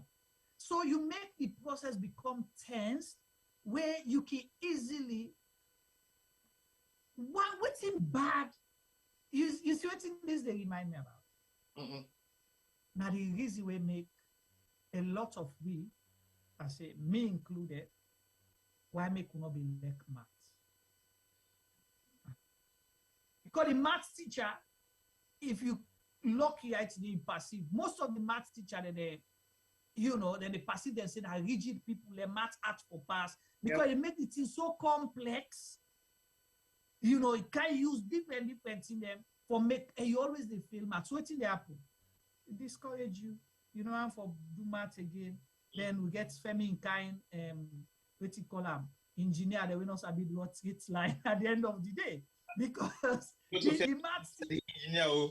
But they work for Femi and they talk about Sierra. Not so Femi. When I make I said you want to wake refer to. We say they not sabi what it's like. You know. So not like this. So you make things difficult for people. But you have to put laws, systems, processes for make things that become easy, seamless, you know, and user-friendly. That is it's not different for elections. No, Juma, I agree with you. It's like you having a Samsung Galaxy with an iPhone. Yes. If you're not familiar with Samsung or you're not familiar with iPhone, you will never want to own one. Oh no, iPhone difficult for you, this, that, but one of the most simplest gadgets to use. I approve that message because when you put Samsung near me, T-boy, and the pressure they go up, and the nerve, and the shake because I don't even know where to press answer. These are bring these two examples. Now, because of these are equally two models of phones that are used greatly within the community all over the world, right? So it's either or. Now in Sierra Leone, we only have one model that has worked for 40 odd years. We have one model that has worked for subsequent elections, like 5 or 6. Well, yeah, I would say like say 3 elections. 3 elections. Oh, okay, let's say 4 elections. Like, okay, 3 or 4 elections. No, 3 from 2007 to 2018. Okay, let's say 3, something that has worked for 3 elections in a row. That's 15 years. And then all of a sudden you want to come and change it. Yeah. And what you're bringing into us is as complex as we've been thinking of how complex an iPhone is. Yeah. That's because we're not used to it. But if you're bringing in something that is equally the same compared to what we are making between iPhone and Samsung, okay, they use this system this year, they use the other system next year. iPhone 10, iPhone 11, iPhone 12, iPhone 13, iPhone 13, iPhone 14. So it's same iPhone, you added a few things in bells and whistles. But they make it so difficult and complex. And again, when you look at all the complexity of that particular election registration manual, I think 80%, okay, something I don't over exaggerate, 70% of the documents were repeated like 4 times in that same document, but in this paragraph, back to number, come back to number 18, you go number 35, the same question, just change a few words that makes it slightly different, but it's the same. So I think either it was done on purpose or the people who put these documents together don't know what's in the right. So they even forget to see them. You don't ask this question before, now this paragraph, then go back and ask them again, now the other paragraph, maybe 4 paragraphs down the line. So it looks like either it is a consistent error or they don't really know what they were doing. So bring come the PR system into play. Again, it looks like a continuous, consistent error, or they don't know what they're doing. Because when you look at the error of a continuity, to me, now the fact say, how is it going to help you, or how is it going to help you anyway? Because you're not doing this to win the presidential election. If that was why you're doing it, you're not doing it for that. So how is it going to help you to win the presidential election anyway? Because that is the key part of it. If you don't win the presidential election in Sierra Leone, anything can happen to your parliamentarians. We can sit now and say, well, sorry, we did do a counting review of constituency 34.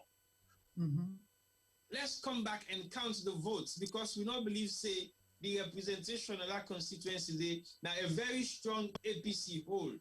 So why on earth you get somebody where now C4C for can win them? Let we do a recount. The documents are there. Not to say they have been destroyed. They will be in existence for a couple of months. And what if they said, okay, we can't count now, votes by votes, and then we say, well, sorry, recount of this particular election. Now APC person ain't win them officially because we know for say they rig on the election day. What do you do? What do you do? So I don't understand whether it is specifically to win the presidential election or it is specifically to increase their parliamentary seats. I don't know the essence of. So for me, the bottom line here is this. Okay, whatever the reason or the motive of doing this is, why do you want to or trying to misinterpret what the Constitution says? It's there, black and white. It don't tell you, say, before you wear black clothes, you for make sure, say, inside your wardrobe or now you hose, you not get no white clothes there, at all. You not get any clothes way near white. Then, you know, we can allow, say, let you wear black as an exception.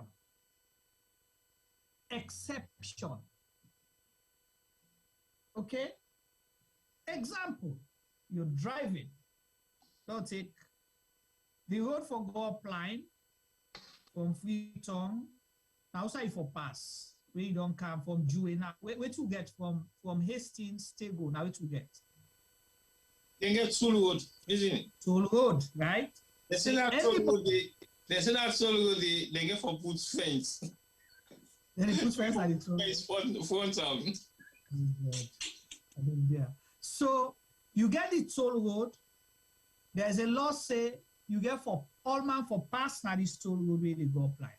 And where they pass now this Toll Road, you for pay, right? So before you go. But for some odd reasons, the machine they all stop for work.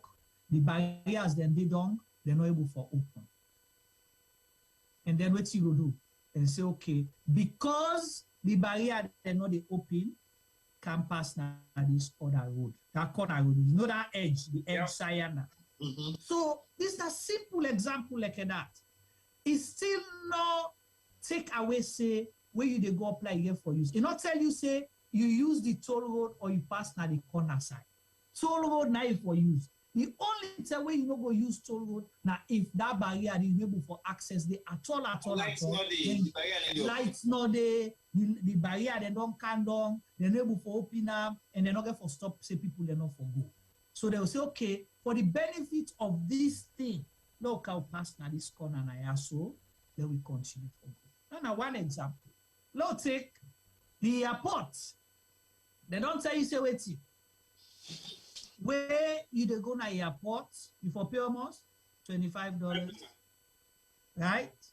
For going, $25 for come out. You for use waiting, the system for pay. The only time where you not go use the system for pay, now if the system not dey work, then we go accept cash. They not say either pay by card or cash. Not all this or that. They say if this at all not there, then you can use this. That's why the Constitution says about this whole thing. But then they can't change up for something else. But for as you questioned earlier, why are we doing it?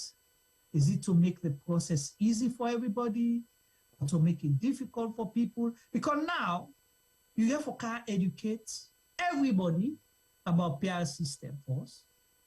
How for vote na PR system, who that get for be the representative, who that get for hold accountable to Marabambai. So let's say you get in a constituency, we vote. You get 3 APC, 2 SLPP. Then so who that they hold accountable under. I don't know.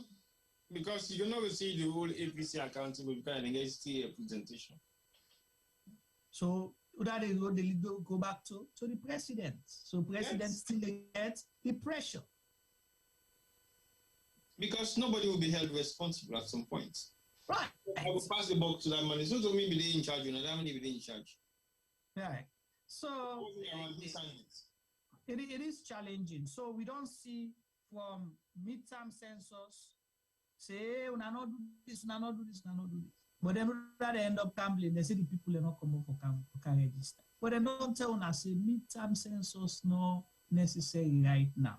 But again, that just help for defeat the argument or the statement of the Electoral Commissioner.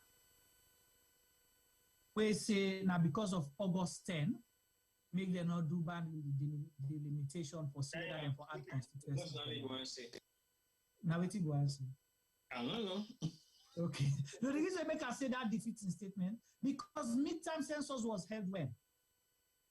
Just during what? It was during COVID, isn't it? Thank you very much. During COVID, right? Yeah, but they still begin saying they count people and they you know stop midterm census during COVID. So why August 10th was stop boundary delimitation? Because they want to go do the boundary limitation from Kisii to Wellington to Grassfield to Makeni to Kamakri. But guess what? Not so that they even meant for splits the constituencies them. So why would it affect that particularly? Because Freetown was not congested to have boundary limitation. To the midterm census, because they ask a question, which data you they use now? Thank you. He said no knows data they use. Because Freetown was not congested. So basically they want to use the Freetown the population reduced to 600,000. Yeah, so they want to use the registration documents for do the boundary limitation. Well, of course, yeah, because we see they don't care and we don't announce it and therefore use that. If they announce and say they will therefore use the midterm census figures for do the boundary limitation. So now we not always census figures we don't come out of the way because we not for say it not being old water and then it not match the current midterm census will be done because the population the current census, national census will be done. Because the population not for decrease, if for increase to a level, if for shoot up maybe 2 or 3%, not decline. And if you decline, if we check back some dates, look, we see how many people actually died or how many people actually travel out of the country. So basically, that document will not be authenticated for the purpose of boundary, boundary delimitation. Boundary delimitation. So that leads me to another thing as well, because according to the press release, NANEC advised the president and then tell us, Mr. President. Is it be the other way? Okay, the president request. No. Then can go advise and based on data, based on information. Okay. Then the president give them now directives. Okay. So then go by waiting. The president go by waiting. The NEC advise them. But the NEC man say when they ask a question, whose figures would they use? Now the previous census data or now the midterm census? He say he no know yet. They will get for do consultation. So how you they go advise a whole president for give you directives for do something where you self not even sure about say whose process should they take for go do what you do so? Okay, now let us put her now in the layman's position. Juma, yes. I want you go kill that cow. Whose cow? That cow we supposed for dinner warrior, but I don't know whether I remember it. I want to kill her tomorrow. So how we go kill cow where you not even know for see whether the cow dinner the warrior or not? But the Bangladesh no mix people that can hide the work. Me they can't travel from here for go Kabbalah for go kill cow. When you tie the cow the rope, you sure say it then call now. But until you know show me, I mean they can pay transport. I go play Kabbalah and that. I go there, I miss the cow. I go there, no meet cow. So that's not the logic behind. I want for you to give me order for go ahead with the PR system of this next election, 2023. Because we believe say, so which data you want for use for do that boundary delimitation the way you want for make you this authority for? Well, myself, I don't know, but I go consult people then. We get for telling me or advise me which documents or which data for use. So basically what he just said to the president is what he should have done first before approaching the president. Mr. President, I don't go through the data system of the census. I don't go through the data system of the election registration. I don't go through the data system of the previous census. And I realize, say, I need the authority to do the PR system because we need for the boundary delimitation. Based on that documents, they're able for make you give you that kind of authority there. then the president will say, go ahead. But like I said to you last time, two things. When the president hasn't made a statement yet, whether he's going to give the go-ahead for the PR system to work or not. But I think if he wasn't under any pressure, or we would just sit him down, fold our hands and say, President Guide, he will have passed that verdict. But like I always say, either the president is not aware of some of this stuff really happen around them, or he aware, he may like understand, or he's not really up for the job. So anybody can cancel anything he convince, I believe, you go ahead and do it. And that's what I see over the past couple of years anyway. In so many things that already happen. For like you sit down, your foreign minister, they make a statement to the international community with falsified documents. So that means you haven't been briefed before the foreign minister get that particular meeting. Whether you are in the country or not, but if I don't give you a brief, Mr. President, I'm going to go on air or I'm going to deal with the foreign diplomatic corps in Sierra Leone, and this is what I'm going to address them with. You will be given a brief, 5 minutes brief even, for like your foreign minister going to a delegation meeting of foreign diplomats in your country, and he's using documents that are not real. So now the thing that I can always say, either you are aware, you don't know, or you make dumb, or you are part of it, or you're really not up for the job. You get for one of those 4 things. So for later man, they can meet you first in the first place and tell you, say, I want for me to give me the authority for like pass the PR system, for me to use that system for next election, and I'm not even getting nothing in place. Who is not serious? Because that is a sackable offense for me first in the first place. You're coming to me and asking for my authority for something that you're not even prepared to do. But what I can't give me authority for making it work. That's a sackable offense. I can easily sack you and dismiss you and appoint someone there because you're not capable. Except if I put you there for that stupidity the way you do, so that I will take advantage of your stupidity and tell you so now you are to blame for that. That's possibly the reason why I will allow you to go ahead with that, and then you get away with that. But under normal circumstances, enough happens. So, but again, we always do things in the reverse. Well, you saying this, because these are serious issues, and I expect people the way they decide the destiny and the fate of a country, suppose for think twice, double sure before you do certain things. You just don't jump on it and do it because it pleases you, it suits you at that particular time, at that material time, because you'll come back to haunt you tomorrow. Now, I'll take a simple example. Like we do certain jobs, right? We consult for certain people, right? Mm-hmm. When they ask us to do certain things, what is the first thing we ask them? We say, what does the Constitution say? Yeah. But what he say, but we would like you to go and get someone with a legal background to look at what the Constitution says on X. That is to protect your interest. We don't refer you to the Constitution because that is the big law in the country. No, it supersedes all the laws then in the country. So we refer people, folks, say, go tell me first if you satisfy all the criteria in the Constitution before we take this further. You get for sure we force that. If not, it's a non-starter. Alexa, if they pay we how much?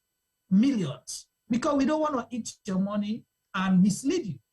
So if somebody where now the Constitution first give you the power for all that position, the Constitution and give you the power for all the position where you hold and give you some form of a lot of independence. But then you they bypass the Constitution, you pick and choose 1 and 2 words, but you left everything else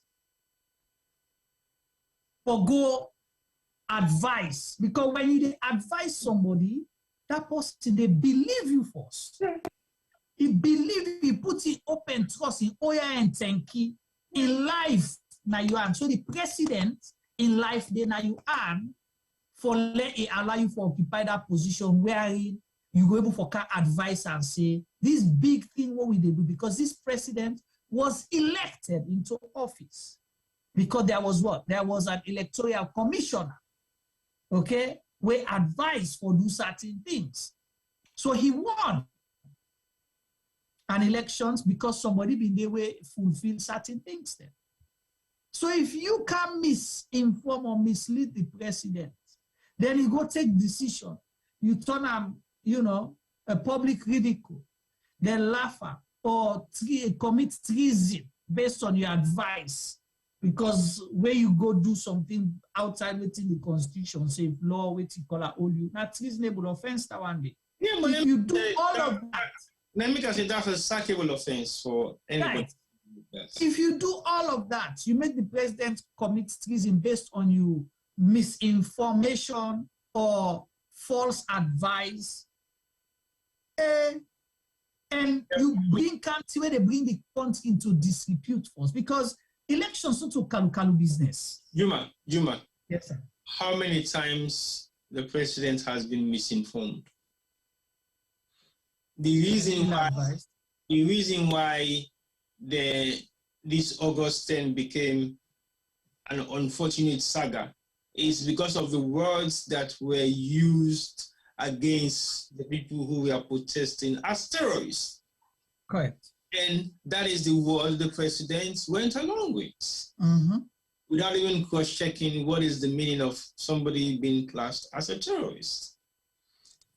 So many a times they have given him false advice.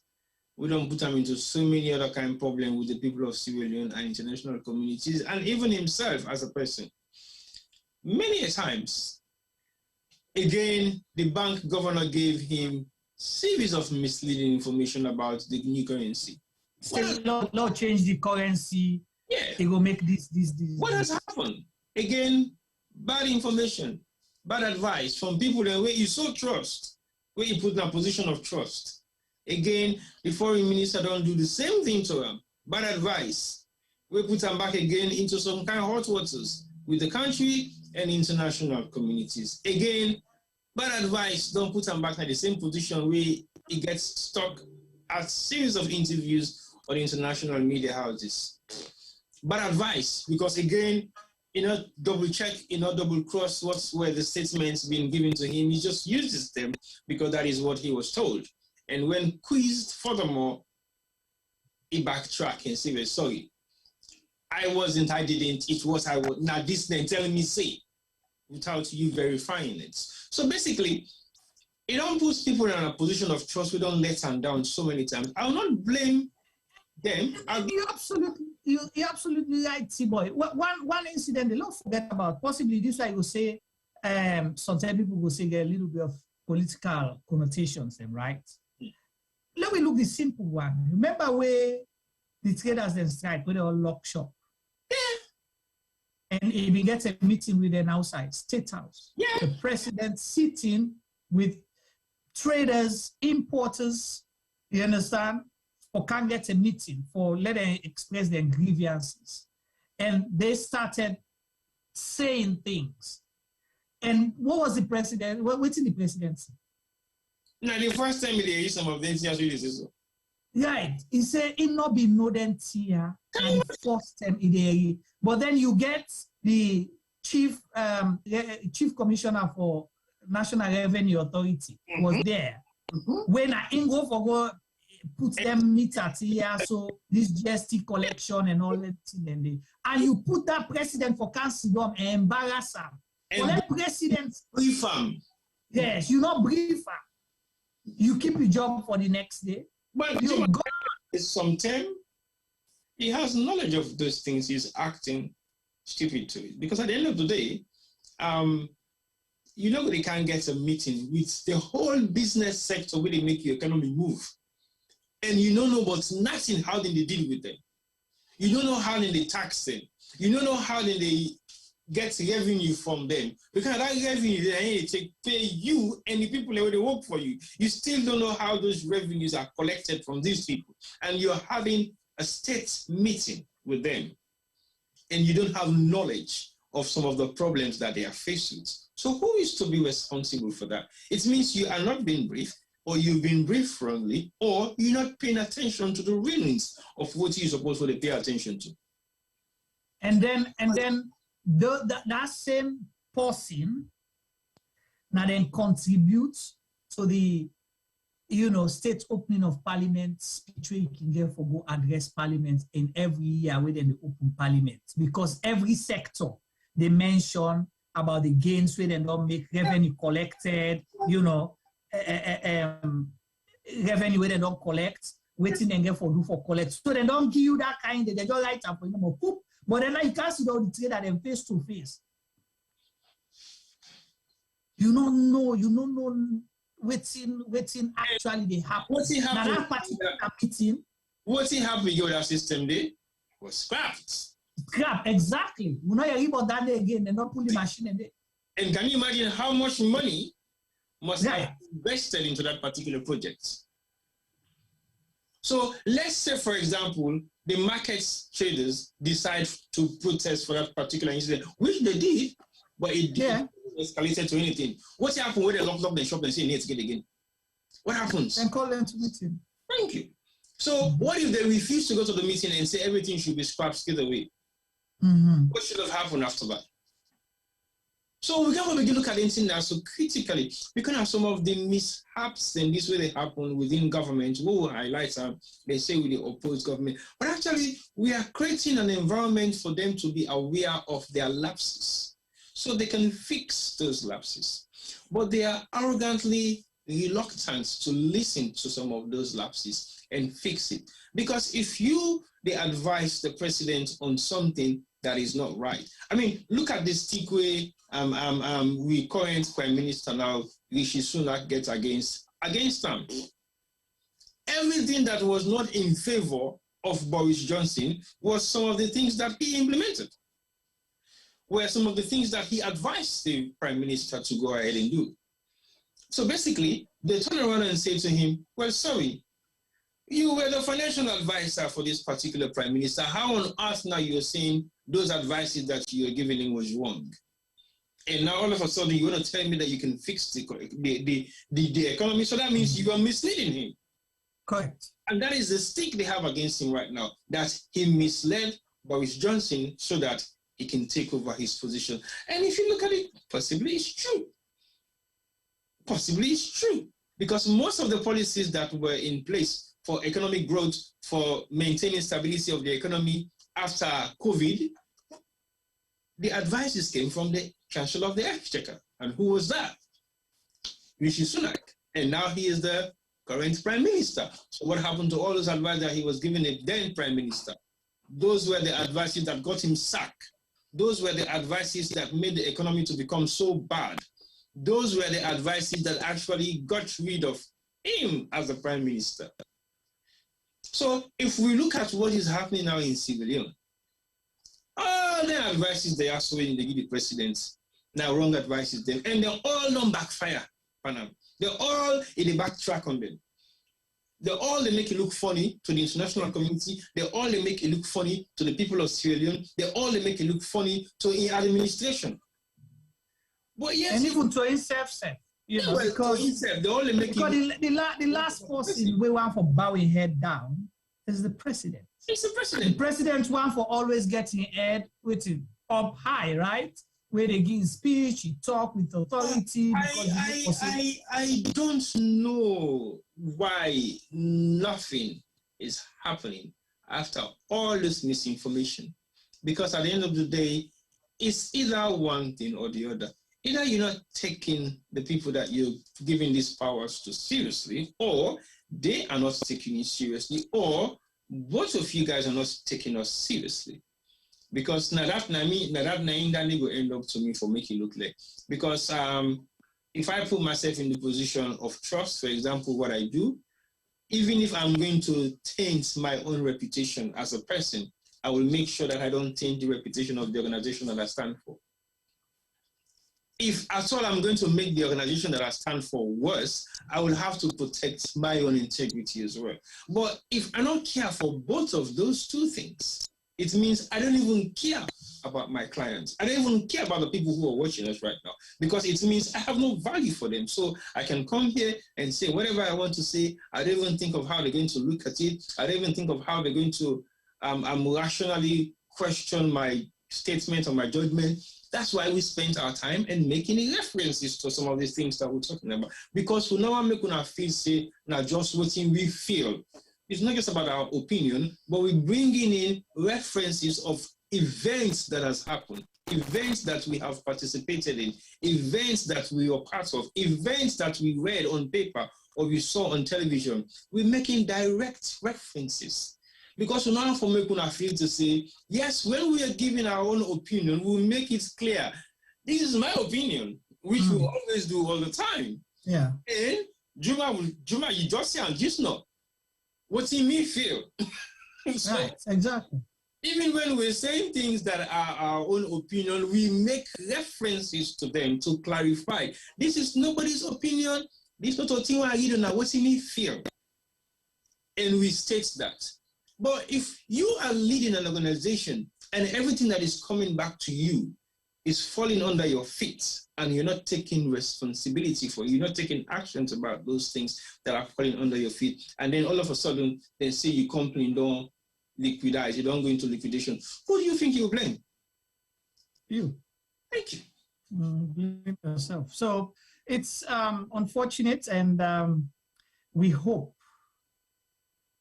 that the government's electoral commission, which make they put the government now, because the government is the president. Okay? Electoral commission advise the president, and the president give them directive, he acts on their advice. But now you don't hear the hue and cry from the public and people analyzing these things. So I hope the president will go back and look and rethink and possibly get other experts advise them if you not believe within the electoral commission at tell them. Because bro, forget about employing other experts advices. We've seen consultants upon consultants upon consultants. Nothing has happened. You know how many people don't consult for the Lunge Bridge?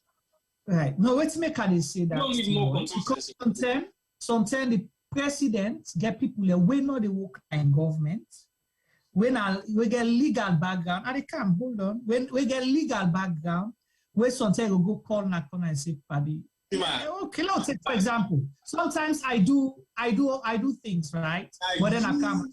Now you have to always they tell me say, not talk for him. I told why are you talking for him today? No, I'm not talking for him. I just say.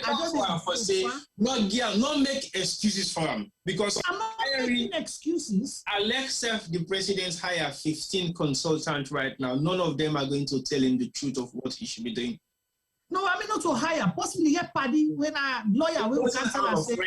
Yeah, so everybody that is a friend of the president is working for him. He doesn't have a friend. You're absolutely right because the president we don't say. Thank you. Not only people that we trust. Thank you. Now they around them. So he doesn't have a friend. Everybody that is working for him is his friend. And everybody where they work for right now, they take his directives. So none of them have the two birds to tell him. So in essence, that the president, it is sign off on everything and he's part of it. Yeah. So no excuse because if somebody can give advice. No excuse. Not to the person we can advise you. You can take the advice or you don't take it. Because I make the thing say, hey. You don't say sharp. You understand? But, it say make. But it take the advice from people the way they tell them what's he want for you. But then you see they make excuse for that. No, the advice the way they take now from the people and where they can tell them what you want for you. So even if 30 people can advise the president, now the same thing the all 30 they can tell them. Why we need consultation? We don't, because the same people who they advise them about the PR system, that the same people who they advise them about the constitution, listen, and the same people who they advise them for the midterm census. So that the same people that are on the back again. So what is different? If he's getting a different message from all of those three people, he will consult and sit with all of them and make a sensible decision. You use the word consult. You don't use the word consult. And this is the other thing where I don't see. When I listen to the press briefing where the Electoral Commissioner do for read this place statement, they ask a question. Say, well, whose figures they get for this? They say, well, we will get for consults with other political parties them and parliament. So after you don't go advise the president, they don't give directive or come say now this what they do. Now after that then they go consult the people that were already now they can't tell you say wait till now they do so first illegal, unconstitutional, and you not get for born good picking for the country. Why you don't consult with them in the first place? Why do we have to always do things backwards? Or this government get for do things backwards? Why you go shoot people, you kill them first before you go sit down at table with them or talk to them? Why you talk to them first and then you see now beyond all these them would have to people them for talk to before you open fire for go shoot them first? But if they shoot first, you kill, then now you can't sit down. Say, look, can't talk peace. Well, that camera, when picking the inside house, then go inside, then kick the door, boom, then go, then shoot them, bam, and kill her. No go ask them first. You picking this, you pick here, so. Be they pampo, no, me picking up, be they pampo protest, look, I sit down now, so. Or we see protesters, they run kinds of so. No, to have them, then jump fence. Why you not engage them first before you open fire for shoot?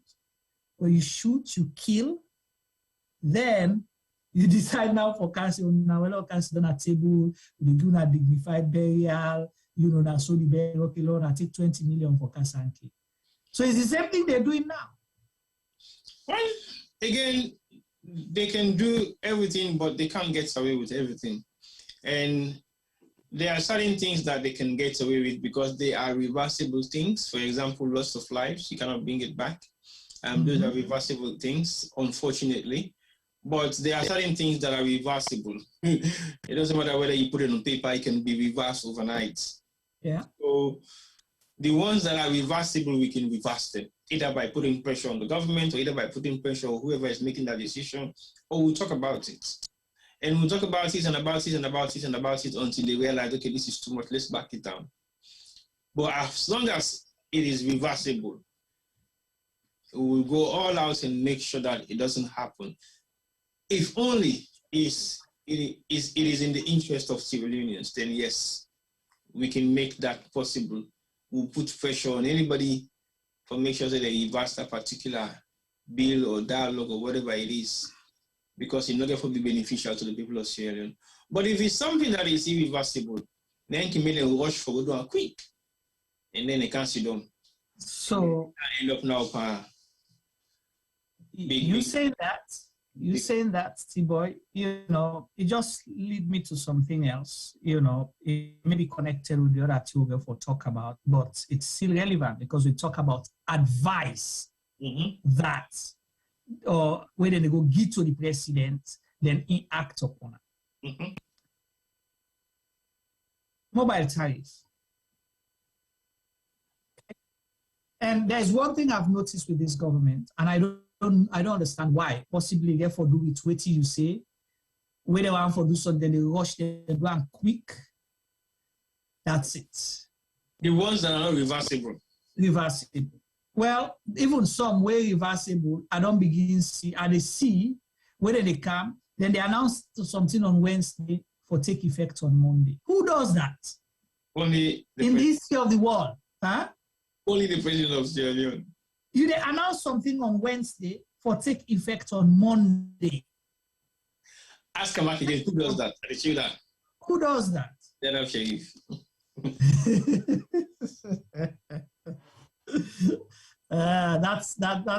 That's our lady, right? Yes. Right. And let's make I say the mobile tariff. Remember recently, then put law. And let's go back to the statement because I like to then go announce the thing a day or a week before it take effect. Big change like that, you know. Who's week? Now a day. Well, okay. Well, yeah, exactly. So he put the paper today for let the thing take effect tomorrow. Okay, you something where you know for say this, the people of Sierra Leone, their life, it depend on this. Their livelihood depend on this. Their existence, it depend on this. Huh? Duma, the amount of messages the I get for that data change, you self go laugh. Like, nobody tell you now, say, the bigger picture is people, their livelihood, their life, their existence in Sierra Leone depend on their phones. Okay, it depends on them phones then, because when you get for communicate with people wherever, some people now them phone then they do business, right? Some people them even then chop money na them phone, na they car. All of that. One thing one of we has tell you last week program before the program starts. Let us see. You know, remember? No. It said, a big Juma, no, it says Sierra Leone. On our studies program, quick, yeah. Top up down there, you know, when I know say top up down there. So you see, if people can't get information, they depend on that. And you decide, say, they increase. First, the government don't acknowledge. Government don't acknowledge, say, tin tranga. Okay? Things are difficult. And these are the words of the president himself.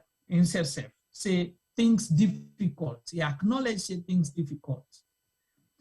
But in that difficulty, you decide for increase mobile tariff. When you know, say people forget data. So man, now they kill in stress. Go Facebook all day, go WhatsApp all day, provoke here and there. When data done, you go waka waka, you get one Mondores, eat, you go lay down sleep. Now morning, they remember or then go sit down, then they discuss waiting past now the chat group them and all of that. So you don't take care in mind away from waiting, from other things away sometimes for kill and slowly. You can increase that one day overnight. People grumble. Then you come back and say, well, the president don't decide for suspending my rundown fee of the tariff, the way they don't put in place. Yeah, go ahead. Please select from the options below. 80 megabytes, 2,000. 400 megabytes, 8,000. 800 megabytes, 15,000. 9 gig, 35,000. 5 gig, 100,000. 3 gig, 150,000. 5 gig, this is confusing. 300,000. Yeah? And then the other timetable for browsing. Listen to the two. TikTok, 12 a.m. to 6 a.m. Video download, 12 a.m. to 6 a.m. Send for me status, 12 a.m. to 6 a.m. Send that picture where you snap me, 12 a.m. to 6 a.m. Video call, 12 a.m. to 6 a.m. WhatsApp message, text, voice, and picture size 600 by 600 pixel and less than equal to 200 gigabytes. Take sleep. So you see, 12 a.m. to 6 a.m. now it's a way a lot of people they sleep at the time, so you will get less users, then they will use less bandwidth. But the mistake is people will wake up at that time, but people go there for use at the same time. Because at that time, you remember a couple of years ago? I know when I'm in the next when you go to Campus Street after 12, you know, yeah. They had a Wi-Fi system that was free after 12. 12, yeah. Campbell Street. Yes. When it's 12 o'clock, Campbell Street is like a Santa. Yes. Call man, that's the other man, they go for business. They go for upload, they go for right. So, can you imagine those years? This is roughly about 6-7 years ago, talking about, right? And people they come out because I'm saying the data be still expensive, but it wasn't that bad. Mobile phone wasn't that great. People they still struggle for get phones. I'm not gonna say phone where they go online. So the very few that had phones to go online were the very few that were actually fortunate to do some stuff like that. But nowadays, people then they live their life online because the people that they get for requests for money for, they're online. They can't afford to call them direct calls. So they have to use WhatsApp to communicate with these people. Because when you go on Facebook, you find 4 party them for the day, you must get one way they send messenger message to say, hey, but you know, send me number, I don't tell. If you fortunate forget that party, they send you number and I begin communicate. At least if the bad things in 1 month, it will send for you £120 or $20 or $50. So that is how people survive online. People then they're online constantly, they make friends. You now have possibly 60% of the media in Sierra Leone are bloggers. 60% of the media in Sierra Leone are bloggers. And who's in the blog? Online bloggers. And what's not they online for them? On WhatsApp. On WhatsApp groups. That is where they blog. They don't have blog on online, like for saying get a blog page. Or website. Website. No. They are blogging all on WhatsApp. Yeah, that's the easiest platform that they can use to blog. Yeah. So can you imagine you can increase the tariff for an online for a WhatsApp blogger, where sometimes if you don't buy in 20,000, it will blog for the next 1 hour because it will get for some pictures, text, because they're all doing flyers promotion. And can you imagine you have to send that flyer to 1,000 people, to 10,000 people, to 20,000 people. How much money are you going to spend to do that? So it wasn't an easy thing for you to just get up one day and increase the tariff overnight. Then I chaos you and create so. Them parts of the world where we did, when then they increase, 6 months, 1 year, minimum 3 months, and then they do tests. Then they increase them by pence. Yeah. Small. Then this month they not increase your tariff to 50p. At one point. But they would not send past 50 letter to you for tell you why and the benefits, which make them do that, and they cajole you small. Even that they feel paid. Then go begin to say, we improve your bandwidth system, like I'm out. Yes. Improve your broadband system. We're installing more broadband facilities for you to have a proper browsing faster. Yeah. Increase your upload speed by 15 megabytes. With the increase download speed by 30 megabytes. So basically, you're looking forward to that. And then 2 months down the line, they say they're not increasing you to 1 point. Because they not increase your upload speed to 30 megabytes. They don't increase your download speed to 15 megabytes. So you have something that you're paying for. But Salon, when they say they may increase your tariff, you know yourself. Why them say your tariff don't increase so? Now look what's in there say. If you they therefore force you for a register.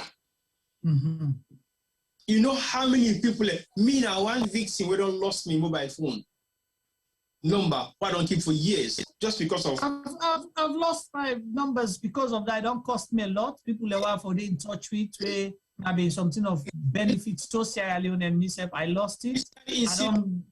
At the top up it gets like a 300,000 top up and we will last you for 6 months. But yet still, they will disconnect your phone because they say you don't need a salon. What are you guys for disconnecting the phone? We are still there on contract. I still they pay. I still they buy top up for that phone every month. Because the phone they use. Are you telling me to put other neighboring countries? For example, I've been to Guinea, for example. My number there is still a function if I need that. Yeah. I went to Ghana, the same thing. I had to pay for let them make sure save the number for over 2 years. But I was told when they install the number, they say for 2 years. So 2 years is a long time. Salon, as you come out, they say 3 months or whatever. Is it 3 months? Then they disconnect you. I don't understand that logic. So my point is, I don't know why the rush, why they rush for make decisions. We announced this today, they happen tomorrow. If you're not glad, you go police. No, in everything, like T-Boy said, step by step, you explain the rationale behind it, why you they do this, what to make you they do, waiting at the benefits. Yes, people will not be happy. Nobody wants change. People will, show their grievances. That's okay. But at the end of the day, they'll say, oh, come to think of it. It better way they increase this 1 point. Right now, the internet, it's able for download quick and they check the emails, blah, blah, blah, blah, blah, blah. You see, they see the benefit. But this one, 4 directives from NATCOM say mobile companies will for work on this right now. If you not work on from immediate effect. Then after that, for let you come back when people long rumble within 2 days or 3 days, then you change. You say we they suspend this. That shows the reason for increasing it in the first place was not justified. It was not legitimate. It wasn't. It was not legitimate. It was not justified. Because if it was it wasn't such true, if you get tangible reason, consultation on it, right?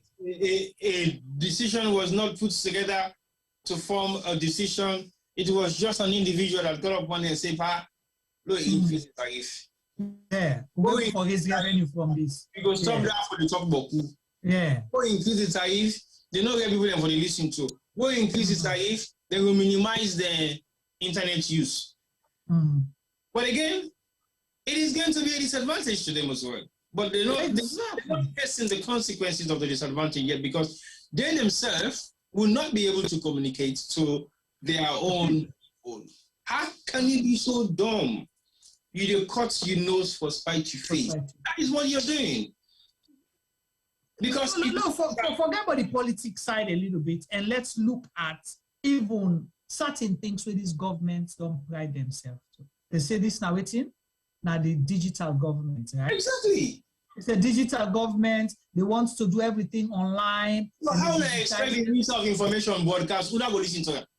Who that go listen to that where people not get data? Listen to that. And so people go sit down and form their own opinion at corner because they don't go listen because you don't increase tariff. Because the Minister of Information will suffer because he do press briefing every day. And 90% of him press briefing they online. So who that go watch her? Yeah. Who that go watch her? Nobody. Because nobody don't get time for go wasting data for go watch. But how the school picking them go do their online? How the school picking them go do their online education? No, they're not supposed to do online research. Definitely not. But you go do online research for what in geography. Salon geography gets research online. Well, geography is a broad subject. Salon geography. Salon geography get research online. You go do chemistry research, you get the laboratory for go do chemical practicals. You go do biology research, first you go do anatomy of insects. You also go find the insects now for go do anatomy of. So basically, if you shut the internet, you make things expensive for browsers, you are not doing one harm to one specific type of people. You're doing a massive harm to the entire country because everything in the country is going to be derailed. I have university teachers, lecturers, where they struggle for download a link to a Zoom account in Sierra Leone. These are university lecturers. Then they struggle. Don't go far. Not so that would make they get some guests they will want forget now. They get them because they put a bandwidth. Sometimes cannot even stay on the phone or online for 30 minutes. They don't go off.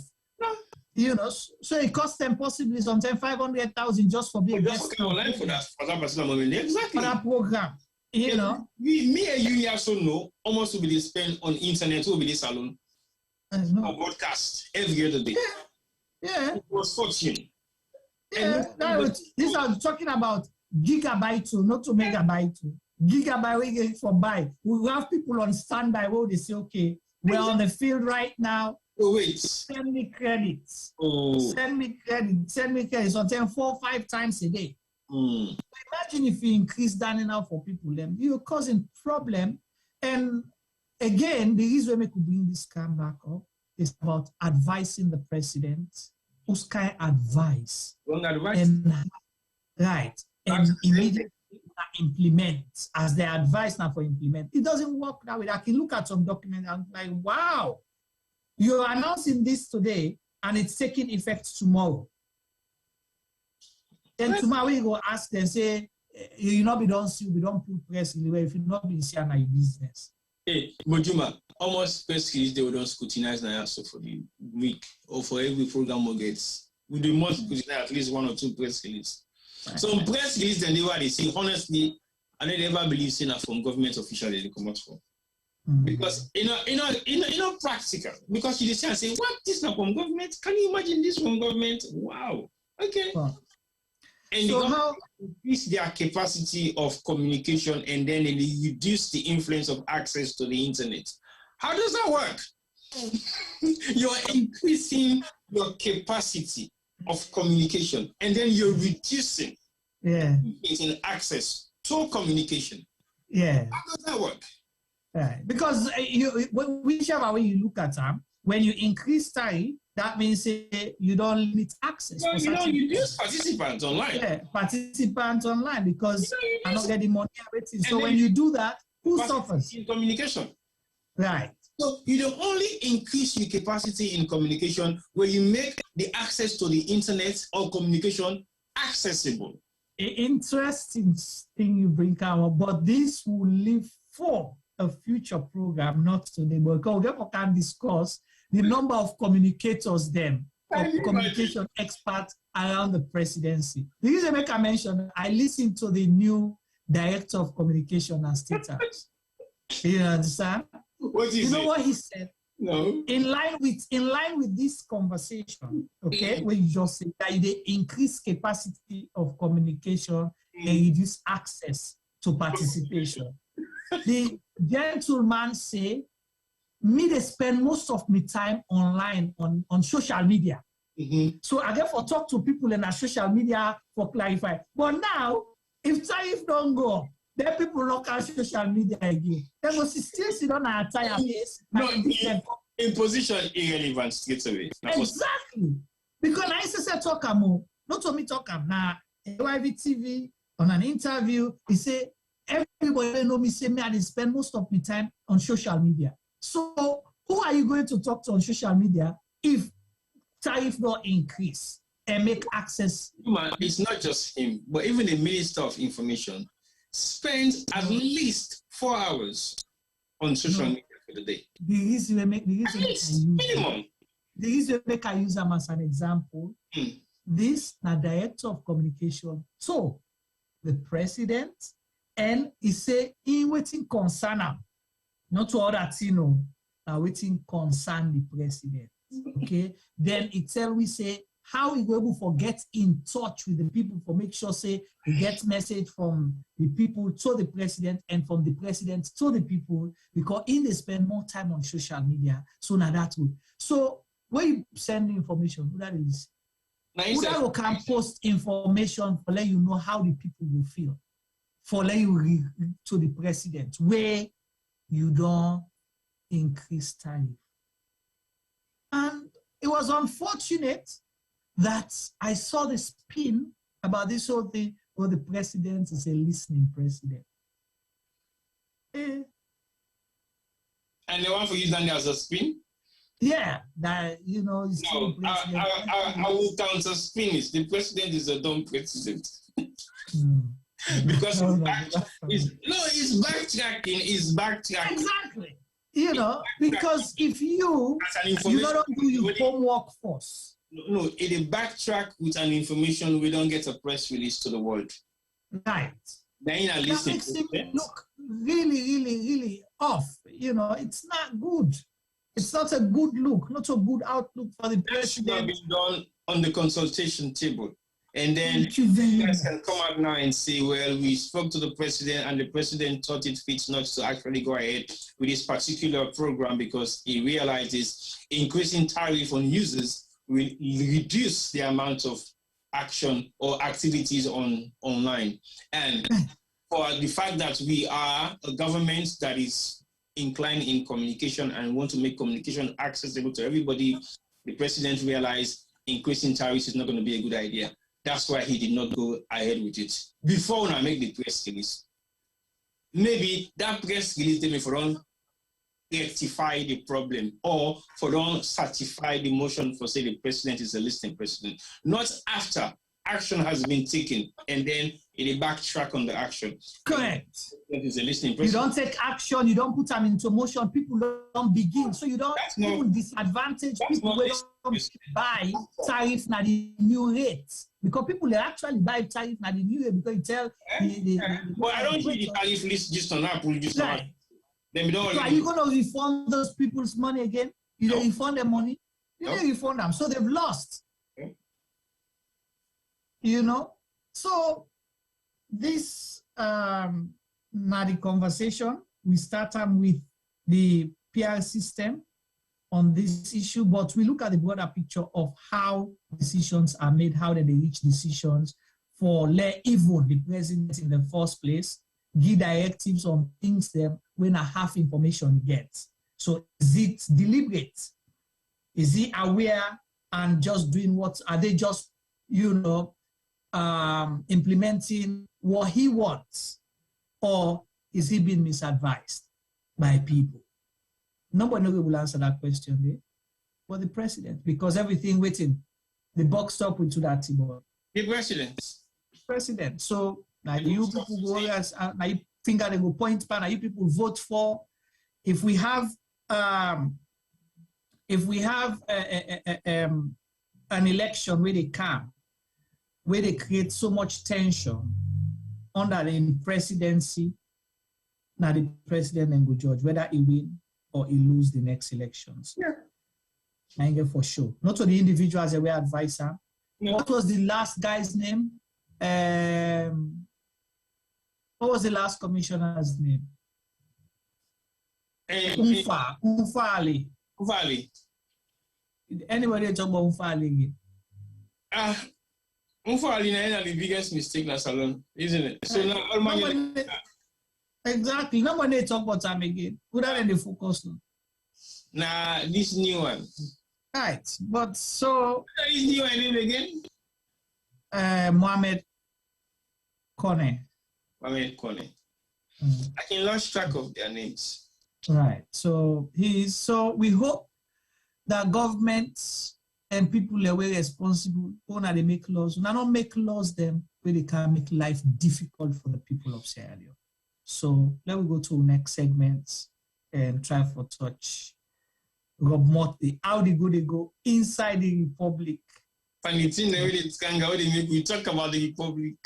The Republic. So people like Thirsty Boy, over to you. No, go ahead.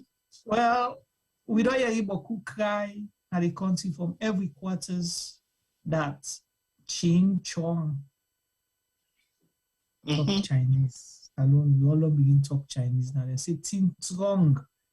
But some man they say this is not a global issue. We're not for limited to Salon. We're not for just grumble saying a Salon no more Ting Trong all over the world. But we concerned about Sierra Leone because now we own portion of all over the world. How will they affect we? How will they impact on your lifestyle? Is your life better off today? Even waiting too long, will they able to get by? Will they manage? Or is it that situation wherein you're not able to put pots on fire again for you, your family, and picking them? And why is it important to discuss these issues? Because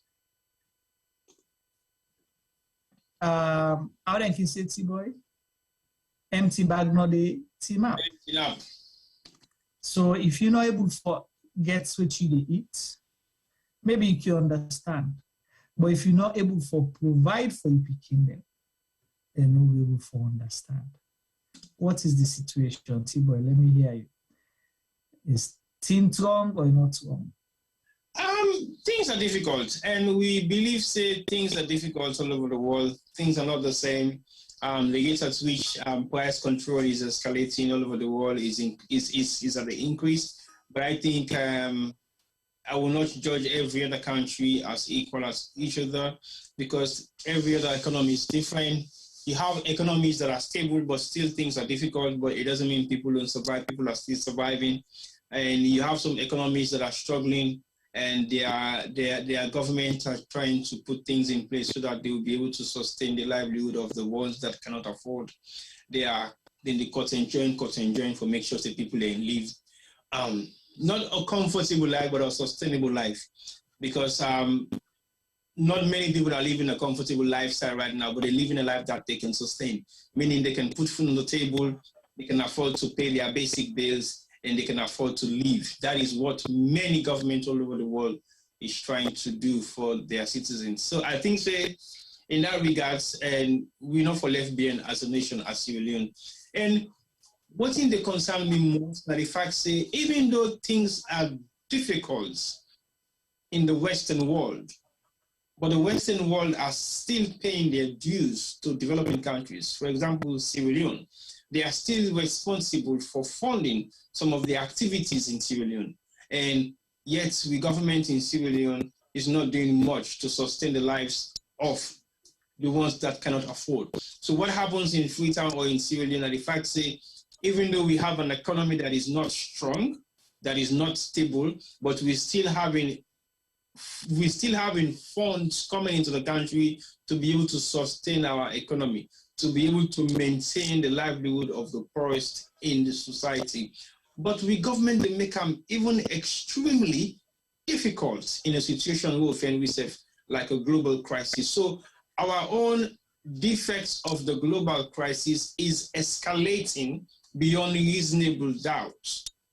If you are given any evidence in court for you to be proven guilty or not, that is exactly the situation where the government puts it right now. We own situation, they go beyond reasonable doubt for let we believe still we can survive. It's like you either have to be destitute or you be subordinate under somebody we go make you get your daily meal. Because we suppose forget a state being funded by struggling economies all over the world, but still we cannot afford from giving we people the basic. Otherwise, we will still increase everything when a commodity we go make people in survive in our country, but then they still subsidize we for make we reduce those costs. I don't know how comes we're not able to do that. I don't know why we're still having problems with price control. We get funded by international communities, international funders, them all over the world, for make people forget a sustainable economy. But we still struggle. And then we complain, say, the problem they all over the world. Yes, but the problem with all over the world, now then same people in back, they pull pan, they don't pity. Then give it back, say, yeah, una set, una get half pound. We don't problem where we still get, we can't solve, but we are still supplementing for you guys. How on earth that money need to go now only few people in pockets? But we see the international world, they struggle financially, but the president need to travel, the president need to fly out of the country, their presidents are not going anywhere. Then they sit down inside the country and make sure say they deal with the situation. But we have a president that travels all over the world, and we still they get difficulty in basic commodities then. Because then when in the way they use so for fly go all over the world with entourage of people and the first lady and whoever is in government with them, they fly go all over the world and say they go raise fund, which they can easily raise still in Sierra Leone by the means of technology, where then they so toxic, then they improve in the country, but still, then they spend more than what's in they're supposed for the earn. How will they expect say things for become normalized in Sierra Leone? How will they expect commodities for be reduced? If the president they travel and they come back with 10 ship of provisions, and they come back with 5 ship of rice, and they come back with 2 ship of basic cooking utilities like oil, tomatoes, Maggi, things that only they grow in a salon.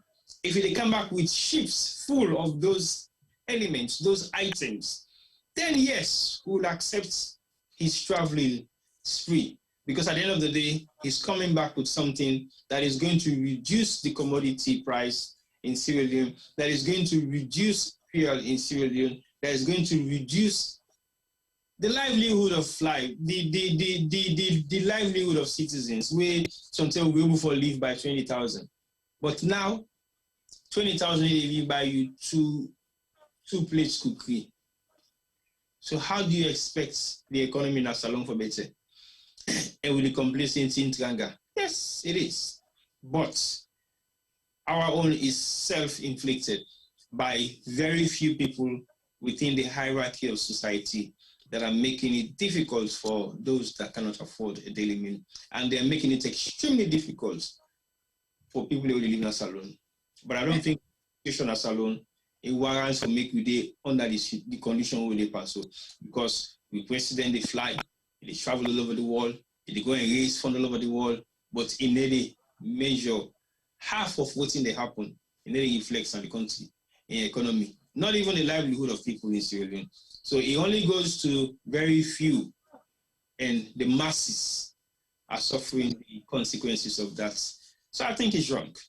So, Siba, you know, thank you so much for your points. And we did talk, I think. One thing where, like I said earlier, the government or the president accept. This is the first thing we don't see, we don't openly accept. Say, you know, say things wrong, right? You don't make them part of it in speech them, even where it is not necessary. Okay? Say, I don't say things wrong. The only thing where it's still not able to tell me, and all the people already put up that argument, is the why thing wrong. Why thing wrong? You know, they're able to tell me that. Except few months ago, what was the argument? Say why make things wrong? He say, man the go say man angry, but in the go and cucumber family eat cucumber. Or na within the protest of August 10 or the Ukraine and Russia. Because it's irrelevant. So few months ago, that was the argument, right? I didn't content because it's irrelevant. No, wait. I mean, I got it. I like for build me case. You know, that's what the president and the people where they around them, they always done the same. That's things wrong because of the Russia-Ukraine war or conflict where they go on. So that was what was given as a reason. Use that one day, justify them here and there. But Ukraine and Russia war, as T-Boy stated, things wrong not only for Sierra Leone as a result of that, if that is the argument. There are other countries equally so. But waiting, the next question is, waiting you do or waiting you don't do for mitigate that or try for correct that. Yes, you compare with other countries that say, not to no more other side, but we they see steps where other countries they put in place for make sure say let the things wait wrong not become too difficult for the citizens then. They put things there for cushion, either the economy, social service delivery, support, relief here and there for them people. But what are we doing? The one thing where I notice with government, particularly this government, is that everything they try to normalize. Yes, things wrong. So with acceptance, say it's wrong. No questions asked, not to own a business. It's wrong. Whether you have to do or not. No, that's not how. Tell people what you're doing for make let things not become difficult past every day. Or waiting, have you gone back to the drawing board for check? You as a government, Waiting you they do for let things continue for strong for people or become worse off. Or you think say it is okay because it's wrong, so we say them forgo loosely and make it more difficult for people and so, like some of the questions, some of the things that T-Boy mentioned. How government spend money. And these travels, essential travels, like a way they say with the president traveling all over the place and all of that. Waiting at the benefits. Because you get for look now. Say my country, the economy, it's not so rosy right now, so we need to cut down on certain things. Are you employing more people? Are these employment that you're creating, is it necessary? All them consultants here we employ, where they make the wage bill become so bloated because we employ procedure for pay.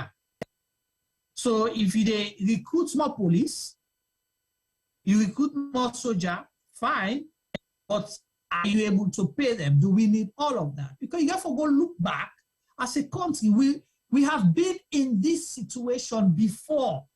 It's not new. Things don't strong for Salon because of other things that when they happen at the world.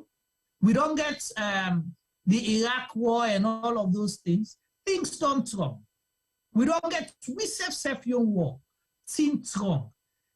At that time, when we had the war, when I mean the worst phase of Sierra Leone's history, things been strong, people able to move here and there. What did the government do?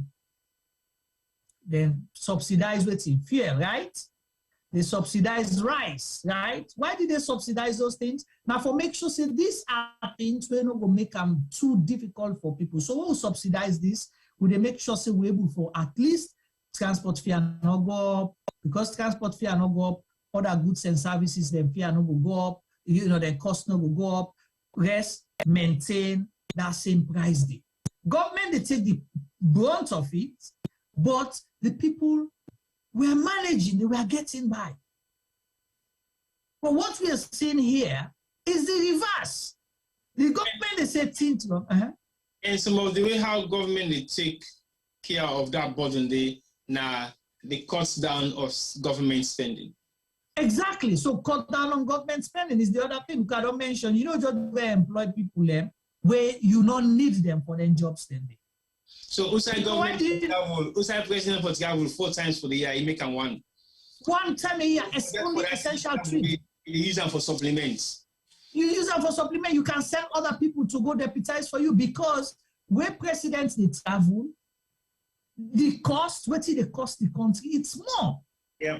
But one minister they go. The minister not going for go in bodyguard, in security, in Batman, in PA, in this, in that. You know how for go one minister they go if really the country has to be represented. But when the president they go, you get all the other handlers them, yeah. All the other handlers, they say that you handlers them. So at the end of the day, you don't get 50, 60, 80 people. Now one entourage for go. The first lady get for go. What's in the first lady they go do? Who side the president they go? If they go have negotiate the deal, now the deal cutter. So you left ministers wait for go, but you take the first lady along. What did they go do? What did actually you they go help for cut the deal, now the deal cutter. So how many of those deals don't come back? Boku. Okay, well, so let's go back to it. So things don't wrong na salon. But we see for a long time, rest price, even if they go now by 1,000, 2,000. But here, if they go by 100,000, 50,000. How rice jump from, I don't know what was rice price in 20, was it 270,000? 250, I left it. Okay, 250, 270. What is the price of rice now for bag? 700, isn't it? Well, might not reach 700 yet. Yes, it is. Okay. Almost. It is 700,000, yeah. All right. Well, so you see, so it almost the triple now, right? It don't double and more. So if you look at that, it is scary. If per mind don't go up from one batter from 70,000, I don't go almost 100,000 for almost 400,000 or 450,000 for one batter per mile. 1 yabas, we sometimes they buy 3 yabas for 2,000. Now you for buy 1 gray yabas 5,000 leons, 1 small yabas 5,000 leons.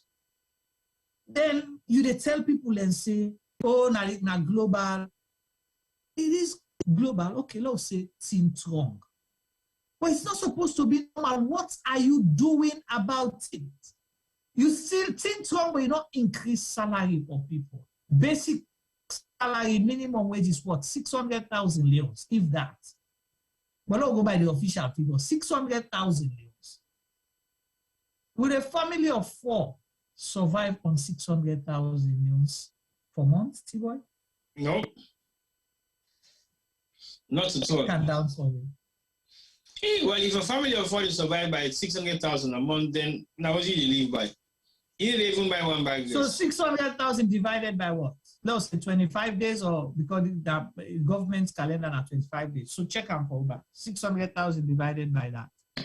How much you would spend a day? Yeah, 600,000. Divided by 25.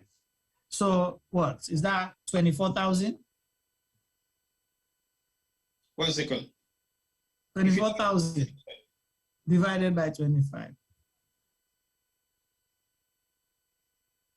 24,000, right? 5,000 a day. Yeah. So 24,000 leons. So now let's break 24,000 leons a day.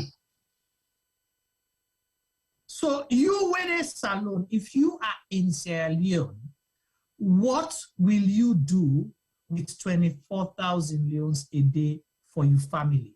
Family of 4. And you wife and 2 people. A family of 4. You wife and 2 picking them, or you man and 2 picking them. What thing you go able for do with 24,000 leons a day? So let's ask that question. That's like minimum wage, and that is the majority of people. So let person even put the argument, say, oh, some people and they pay them 1 million. That's the exception. Yeah. The few. Okay, so 24,000 leons a day. We go by the minimum wage. How will a family of 4 survive on 24,000 leons a day? If you need the 2 beginning and 5,000. For the day? Yes, you get 5,000 now for waiting. And a lunch. For transport and lunch? Lunch, say something in the Waka go school. But then 10,000 dollars, so you left 14,000. 14,000, then you give away 4,000. You give away 6,000, then you only 8,000. They almost not they cook. Cook not they, because so cook not they. I'll cook not they. So that 8,000, they sometimes you have to go. You have no even buy cookies. You not go for buy cookies. Because cookery minimum na 10,000 naturally. Yeah. Sometimes you begin to go buy bread and for yes, maybe 5,000. One block bread, 2 block for with 1 block WhatsApp. 1 block bread, they don't get 1 block again, 1,000 leons bread. Then get 1,000 leons bread na una way they salon if una dey do na dey free.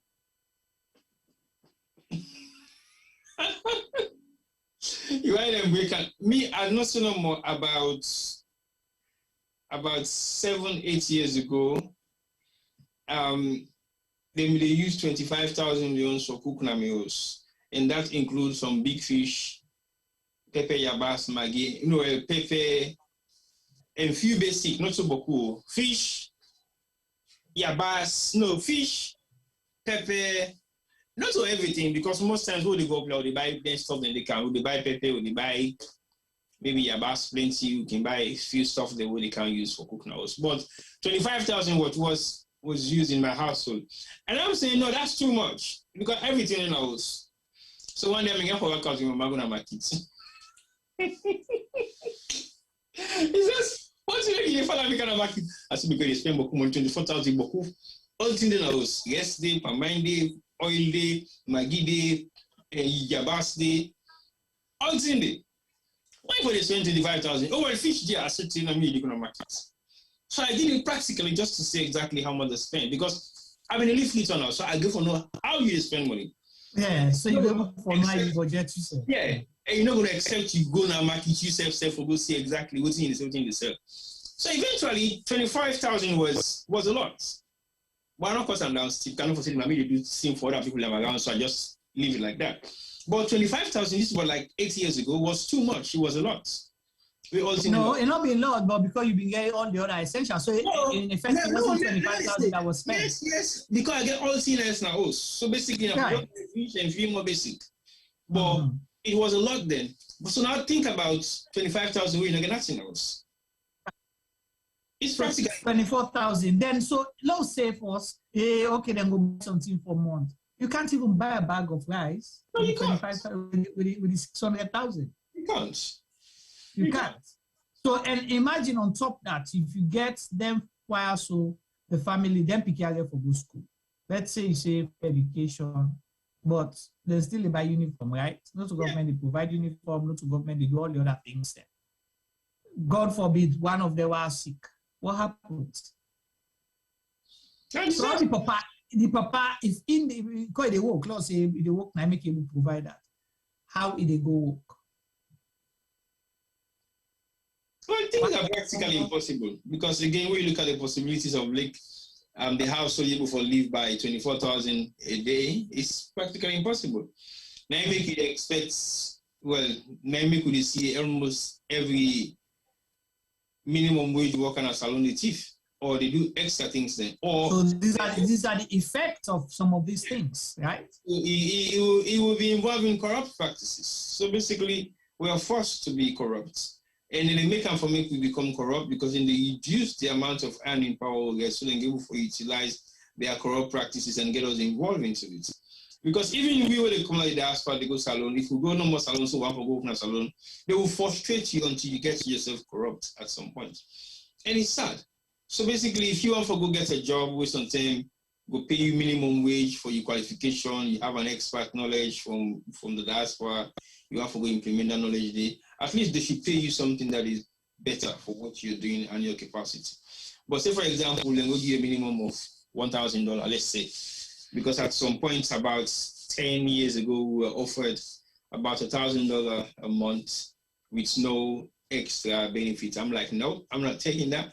That's way, way, way beyond my budget because $1,000 in Sierra Leone, yes, I can only afford to take that if you covered my logistics. Basically, you rent me a house and I will possibly have a company car and you're going to fill that company car. Yes, then I will take $1,000 a month, meaning I will work from 9 to 5 and I have my own private duties of what I do. And I don't think I'll be in the office 24/7. So basically, I'll be able to do that. I can afford to do that because I have less responsibilities at home. I am not paying for much stuff. And yeah, but it wasn't $1,000. And I'm like, no, I'm not taking it because it's not good enough. So basically, if you can earn a decent living in Sierra Leone, I don't think you'll be corrupt. If the layman way, Nantana just a cleaner, they get maybe a minimum of 1.5 million and then he gets a family of 2, you might be able to understand some of that. I'm not saying that is a lot, but I think that would be something that will be able to sustain them. Because 1.5, if you have the basic living conditions wherein something you get cheap and but you need to pay rent, okay, fine. And then you go spend 300,000-400,000 for buy you one bag gas. The rest is history. Because we know for say, you know you cook every day. And you know going to go buy kuta really and then come in there. You go to buy mina, you buy you 2 CF out and it will make you get at least a decent meal a day. But if you're not a single person with no responsibility, of course 1.5 will be enough for you, except if you live a luxurious lifestyle where you can't afford yourself, then you'll be involved in corruption. You're not going to get 700 or 1,000 or 1 million for the month. You want to go club every year today, you want to wear 1 million suits, or you want to wear 80 or 500,000 trainers. So you get for actually live according to your earnings. That is one of the biggest problems we have, even for those in the diaspora, who live exorbitant lifestyle, and because of their lifestyle. Not to say the money they get enough for making them live the lifestyle. That's why some people have 3, 4, 5, 6 jobs because they have to do so much of the things that they're doing. So right. Sierra Leone is the same. But if we get a president who seek the interest of the people, just like how they make mention, say, so people from court costs,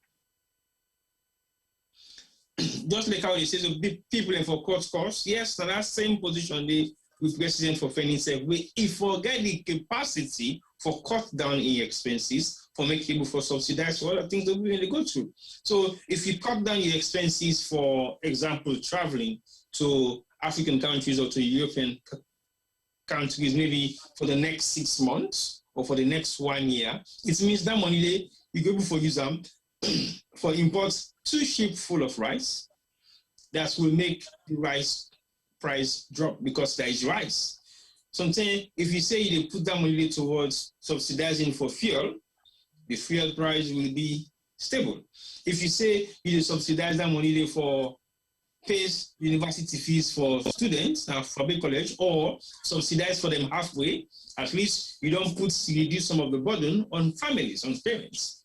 So you got to do so many costs, because in the UK, when they want for cut cost of government spending, they reduce the police force, which is dangerous sometimes. They reduce the amount of civil services every day, which is also dangerous sometimes. They shut down some institutions that are not relevant. They cut down benefits from people. So they are doing things to cut costs, but at the same time, the poor people suffer the consequences. But even though they do that, but sometimes it's still better, because if they cut down the workforce of, for example, the civil service until within the line Ministry of Education, for example, they will bring in few expertise, they really come, or they cut tax rebates from bigger companies. They increase their tax a little bit so that they can supplement that into those that cannot afford to pay tax, or they give some people a tax break. So basically, then they find different ways they have to do things. Go on, Juma. See, boy, when you say that, I just smile, because I'm a victim. Okay. Of what? In the UK, of government cuts. No, let me just. So remember when the coalition government, the Labour Conservative, was that 2010 or 2011? I think it was 2010, yeah.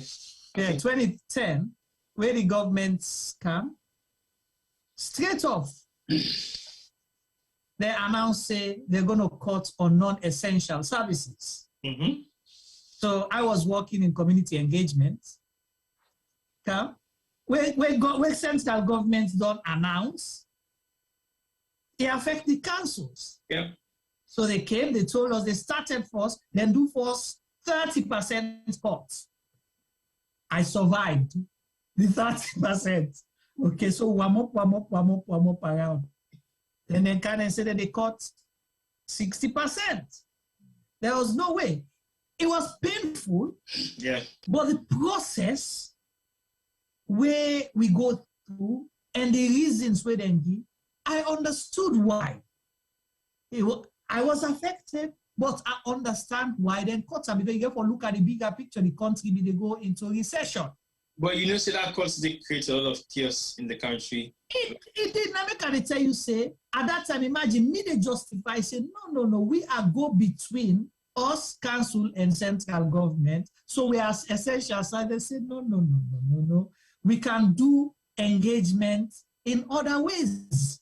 So me not a victim. I know it's talent, but I can understand if government, they do it for the right reasons. Yeah. Over time, they changed it. Now it don't become something else. You know, they became creative for make sure, say, them infuse people and back into the workforce somewhere or somehow. What they did, they offered us, when they cut, they offered us an opportunity. One, you want for, be redundant and you get paid for this. Or we can try to find other sectors who will plug in. They're not just left like that everything, because they know for say you livelihood. So I took the first option because we had our own plans for go salon, for go do it they do. And that's why it worked out. It works out, true. It worked out for me. But again, that is what government do. These are the times you make hard decisions, not to punish the people, but to save the people and make their lives better. Yeah. If governments come and say, all right, things are difficult. We don't have money to subsidize fuel and rice for 1 year, but we're going to do for 3 months. At least people don't see, you don't make efforts. Yeah. Say you are doing this. And just like I said, if we have more support, or if we can raise more money, we can extend it for 3 months. Exactly. Yeah. And I mean, I say, it don't happen, not to the first step. It don't happen before. During we'll get the war, families then suffer and all of that. Kids had to go back to school. The government took up. The government of President Kabila, may so rest in peace, took up and said, and they waive away all WAEC fees for national exams, meaning from the NPSC selective exams, the Becker exams, and the other one, WASC exams. You know, they waived all those fees off. People felt good about it, say, now that make everybody, President Kabila in 2002, unanimously, whether you're SLPP or not, he was voted for overwhelmingly. People voted for him because they see the steps. They made the, what it caused, one of the reasons it caused the coup in 1997, because of some of those cuts. When they come, drastically, they said that they cut the military from how many, because of, that was, you know, IMF, World Bank conditions, say when I get an over-bloated military, you don't need that. So they get for cut. So what them get for do? And say that they redundant the one they widow of age, you know. So but people vex, they show grievances because now you can't pull them a barracks, they don't get posts, na 3 bond upande on a guide. That was one of the reasons because the coup. Then pull tariff pares, then pull tariff pamphlet around the same time. They say, oh, governments don't come for can make people life difficult. There was a coup. But when he come back, he corrects that. He do things then.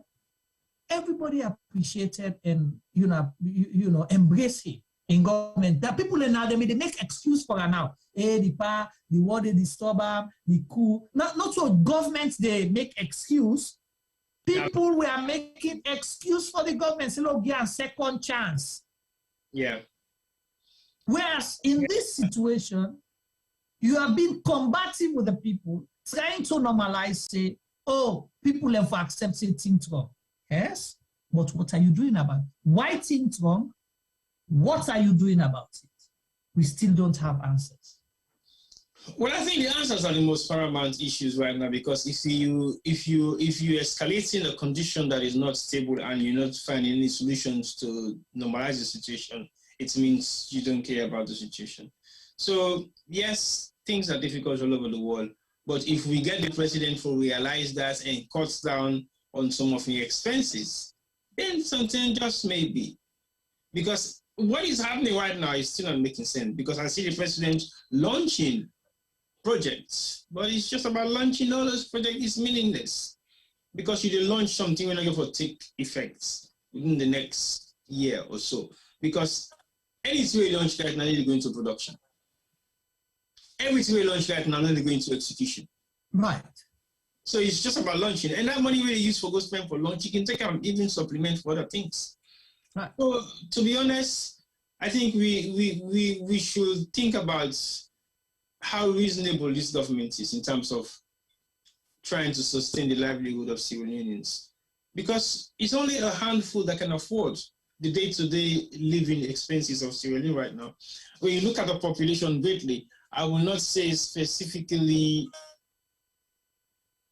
10% of the population is living or is getting their daily bread every other day. These are non-working class. The average blocks, 10% of them are not actually being able to provide. Today, the most scary thing I saw was the reality of what is happening right now in Sierra Leone, because of the cost of living is so high. I had a friend who I called. I was on the phone with that friend, and he was saying to me, T-boy, salon don't bad off. He said, but they can't make you believe. When they talk about them, what they take, pooch, because that's the only thing left for them. And in all done the world, he said, T-boy, right now, they go video call. They go on video call. He showed me more than 3 transactions in the space of 15 minutes. more than 3 push transactions. Young boys. Since when at this state not only can also. You say any man we come to you at they can say, hey, we are snap you, what do you? That's the only language that exists now in Freetown.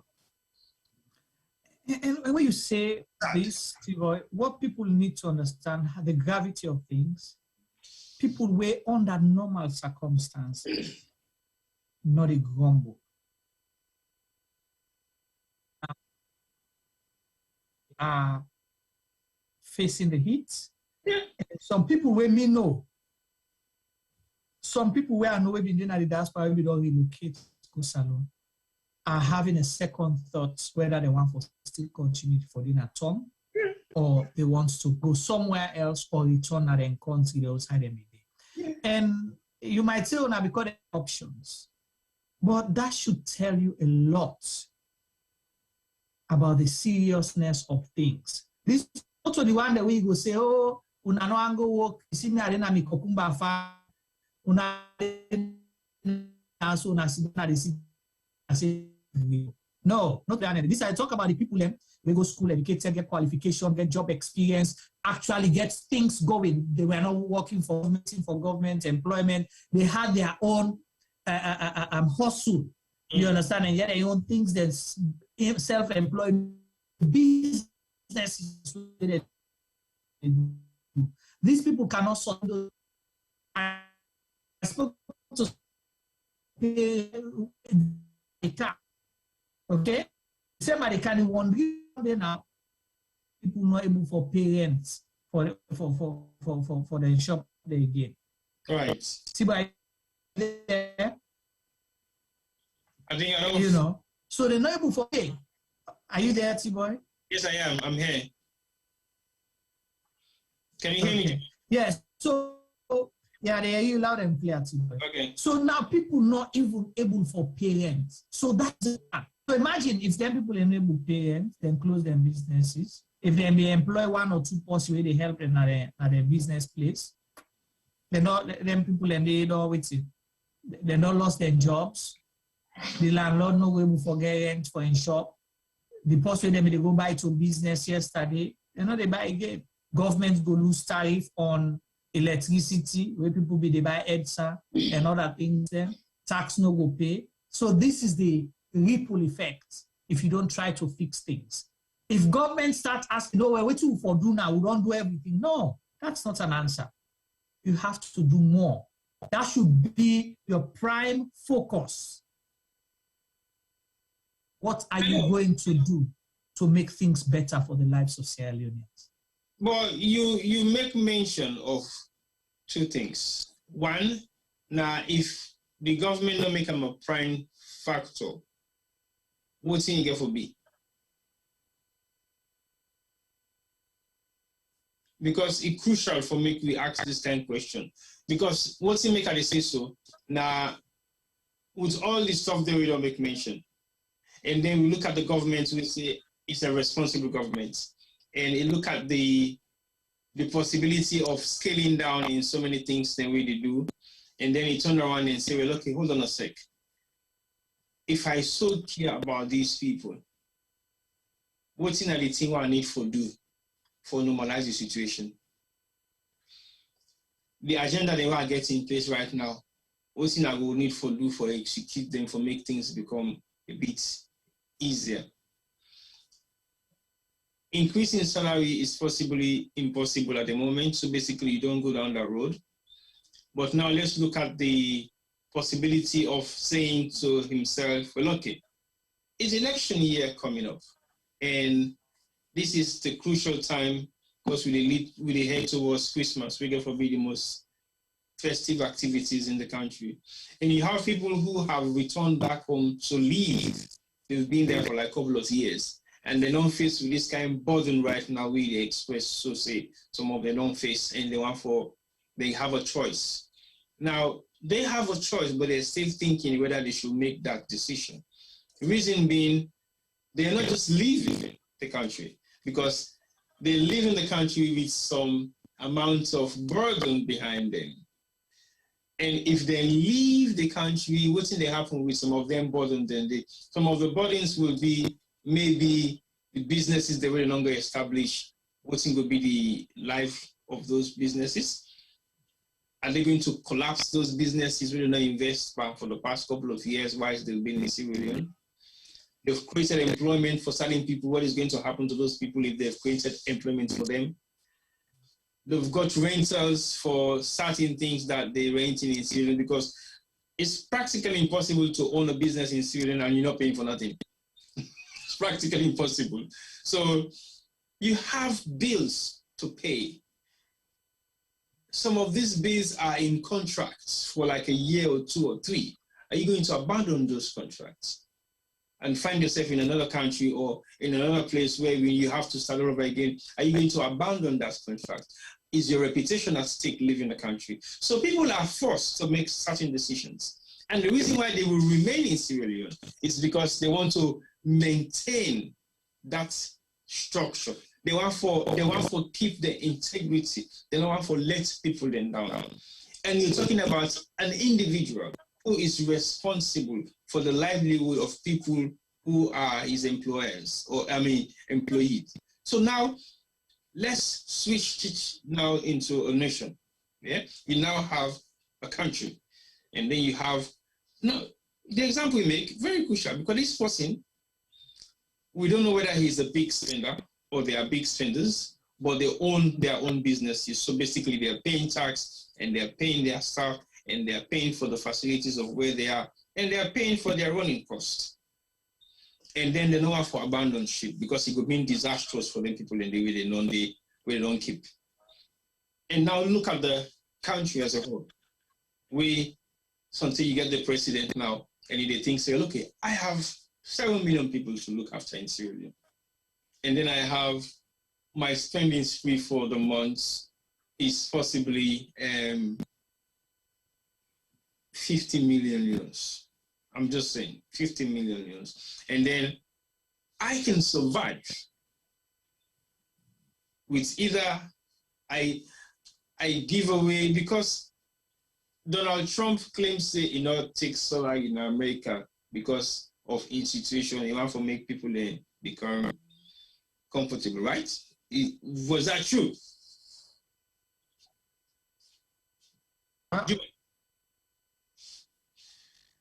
I don't know, but that's his statement, so we have to respect that. I don't know, I wasn't there, to prove it. So. Okay, so the example I make now for mention some of the length at which certain presidents will go for court cost. So if the president chooses to allow at the earn 50 million a month at the court's family salary, and they do a pay cut, which is what many governments will do. They will say, okay, cabinet ministers then forget to pay cuts because they want to maintain the business for making it not liquidize. So if we not accept pay cut for the next 6 months, we'll be able to normalize the accounts, balance it properly, and things will become normal again, and then I can return back to the normal salaries. You have some businesses that will say, okay, we need to give bonuses to the shareholders in this particular year because we want to normalize the books. So if you really get £5,000 bonus for the year, we will cut your bonus down this year because we want to put that bonus into something else to make the business stable. So these are some of the decisions that countries will make, or individuals or companies or businesses will make. And I struggle to see why the government is not making such. See, boy. Yeah. You see, you bring in these examples. Like I say, I've been a victim, okay, of situations like this where, governments, the economy, they become so bad that they had to make, hard decisions. They can't tell you, say, we get to the point where they say, okay, we'll cut down the company.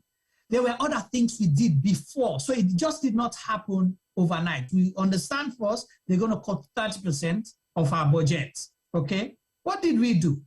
We had an office, Annabelle House, 8th floor, okay? 8th floor, Annabelle House. What happened? We came to agreement. They decided to break the lease, and then we can get a shared office. You see there? a shared office outside, the place close to you there in Camberwell, you know, the community office there. So that's why we had a shared office. From imagine everyone having their own big desk, their own big space in Hannibal House, everyone having their computer and everything. You know, some of the managers have their own office rooms and all that. Now we are cramped in one small space and then 2 other offices. Why? I remember that was the time they had partition offices where you have a massive. Thank you very much. And they Thank have you. Thank you. 5 different partitions. So then what happened? We begin to do what we call shared office space. Yeah. Okay. From me owning a desk to me sharing a desk and a computer. Yeah. So me they come in today, the other person will come in. Sometimes they will come in 2 days a week. The other person come 3 days a week. So I had to do now be creatively my activities. I don't say them this year, so I therefore can do office work, office debt, and the telework meeting. Then I plan the other community meetings on the days they were not the kind of office. Yep. So you see, they become creative about that. So now not all man gets 10 computers, now 5 computers for 10 people, or 5 computers for 15 people. So these are the things that they did first for make sure say people maintain their jobs there. We don't see other places people going from full-time to part-time because you want to cushion, you don't get money for spend. And there are times when they will give you home working facility, they'll provide you a laptop to work from home. We had that alternative. That was the first place where I started working from home. I could log in from home and do, there's the way, I know one for Kana office, if I just report, I can sit down at my home and do my report and email them. I'll only come to the office if I have meetings with people there for Kana office or is a must. So you see what you do, then cut one office space rent, then reduce them. Other electricity and other things, then reduce them. What happened during COVID in the UK? They did this follow thing. Okay, that was good. Yeah. But guess what happened? What happened also is the fact that everybody's working from home now, and then they subsidize the landlords and small businesses that were not making money at all because of their premises are not in use. So they maintained the structure and gave them a loan that they're not going to pay maybe for the next 10 years. Yeah. That's it. So basically they gave them a loan. Some businesses had £50,000 stash being paid into their account. As long as you have a business that I feel I'm more because I'm saying that I just don't liquidize my business because I want to go study. You are that thing that has to be not small. He asked me to say I was dying. But guess what? I think it was just something novel. Because they try for actually subsidize to small businesses so that they will maintain them. And what they also do, they merge other businesses that were service providers for COVID.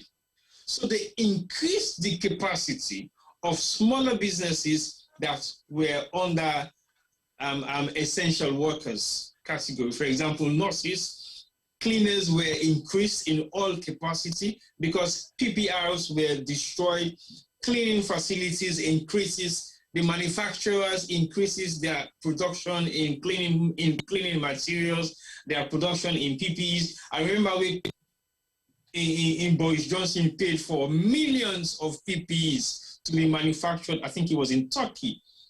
And then they came with the wrong products. Can you imagine that? So all of that product has to be cancelled before now they start for higher UK companies than for prepare PPE. So these are some of the measures government will take. So in fact, if we look at Salone now, I will say, for example, if we want for a normalized situation, okay, we subsidize for fuel first priority. So we normalize the cost of transportation. And then we now look at what are the most consumable goods in Sierra Leone. Rice. Rice. So what do? You import more rice into the country. You go find one man who is supporting, okay, can we $50 million? Trust me, will they pay you back in 10 years' time? Or will they pay you back in the next 2 years? So what you do, You bring beaucoup rice on the country, so we make rice cheap.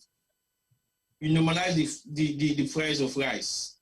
Those are the two basic necessities in Sierra Leone.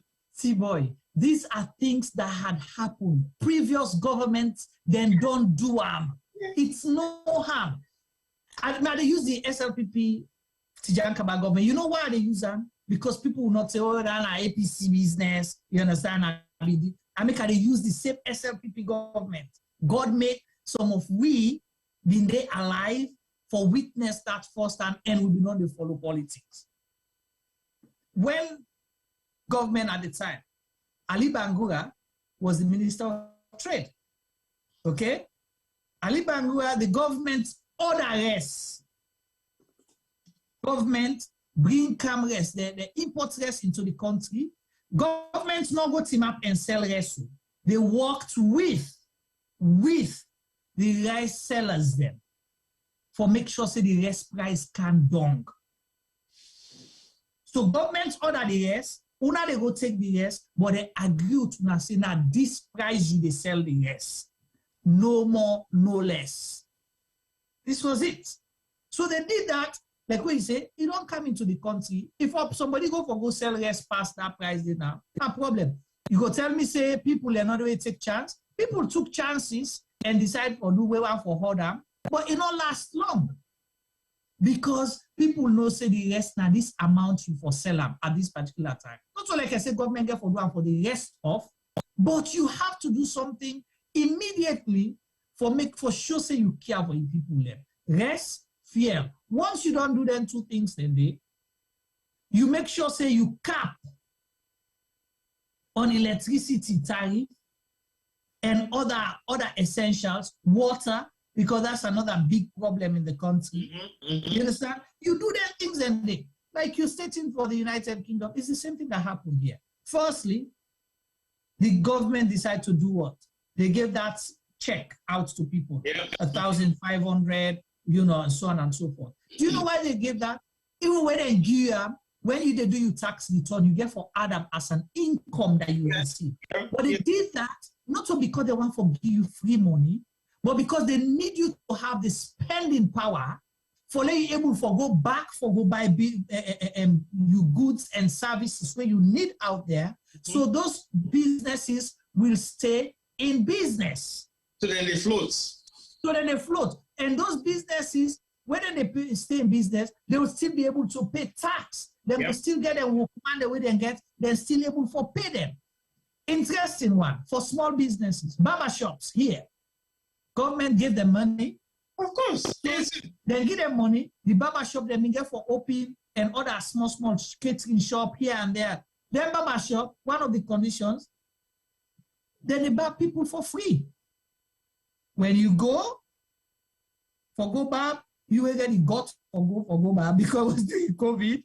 When you will get the goat for go barb, you go, you write your name, you put your phone number because then therefore return that at the end of the day say, now this number of free people they will barb. So they don't provide service to the community for the help where government give them.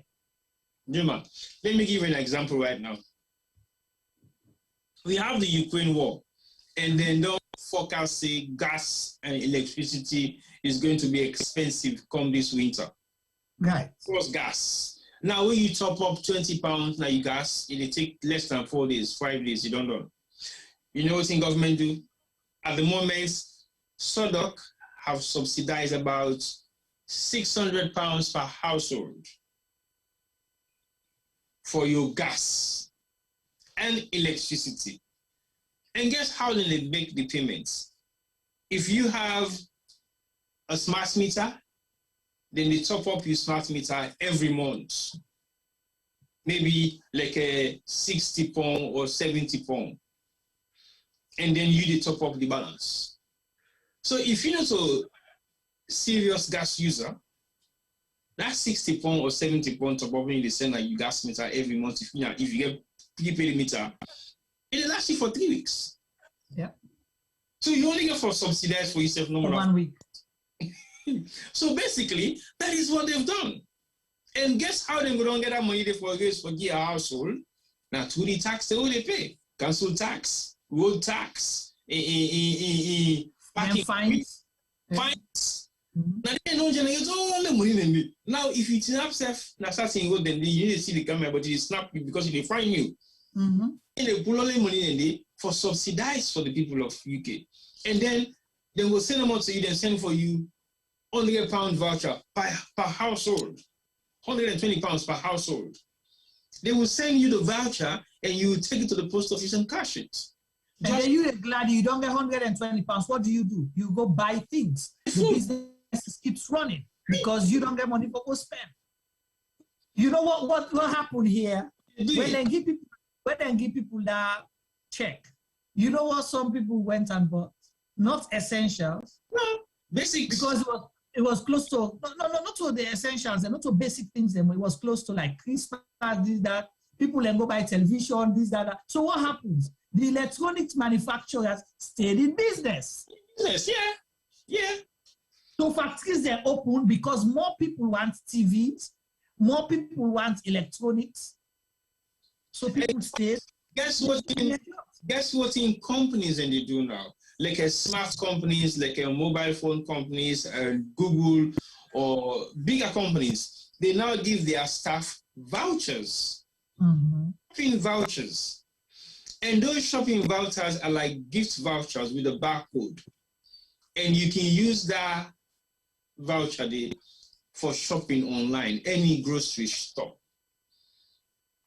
And that's the limit, the amount. So you still maintain your dignity, because if they give 5 of that to any member of their staff, that staff member might have 2 or 3 people that he knows who are his friends, and he will give it to them. They're not physically giving you cash, but they must not cut some deal, something with their grocery stores, then they with something now half the price than they pay for the goods and services where they count that voucher. So it's a code for £100, something now £50 the grocery store they get. The £50 is going back to some institution or something they still use for like a subsidize. So there are so many ways the government can subsidize for their people. It only takes a responsible government to be able to do that. So we not say, like in the case of Sierra Leone, people want to put that argument, hey, but government not get money for forgive people. Fine, not to forgive people. Things, instead of increasing prices on things every day, every week, every 3 weeks, because the USNM, they said they don't reduce fear. You fear for long go back anytime soon? Oh, it's me. Then we said they reduce and also from 22,000 to 18,000. They don't put up back to 20,000, right? So it's gone back to 20,000. So the government is suck it. Hot and light. You don't do that. You get for look at. Sometimes it's painful. I won't lie to you. Trust me. It was not a quick fix. I understand that. Pay attention on the things that matters. Then the other things them will not too matter will fall in place. All the people, all man they eat restaurants alone. All man they use for some form of transportation. So if you subsidize fuel, you subsidize rice for a minimum of 3 to 6 months, then they go help ease pressure on people. Yeah. And you cannot tell me that you can go to the international community for go make that case there to World Bank and IMF and then tell you say no. But you cannot go, you are willing to go and make a case to buy more products. You go buy more Jeep them for green car, then you're not able to make a case for say, our economy is struggling, the global crisis, and we need not to get our people in this poverty trap or to make their lives miserable. So we need to keep them afloat. We know it's not your policy, for us to subsidize. We had that condition attached to this loan, blah, blah, blah, blah. But we need to do this for the next 3 to 6 months. If not, our country is going to run into serious problems. Go tell me whose World Bank organization IMF, you go tell that thing, they will tell you say no. But if you are involved in reckless spending, traveling all over the place, as a president, we not to essential trips, you buy things that were not necessary. They spend on unnecessary sensitization and meetings that were not called for. And then you want to go make that case. You can't make it because they say no. You wage bill done bloated. We be not telling us not employ more people, but you're employing more people that you cannot sustain. You can't sustain it. Same go register enable for pay people there. At a time in Sierra Leone where they go for go to Lebanese man and for lend government money for let able pay for pay staff. That's terrible. So we'll talk then here. You can very easy for talk.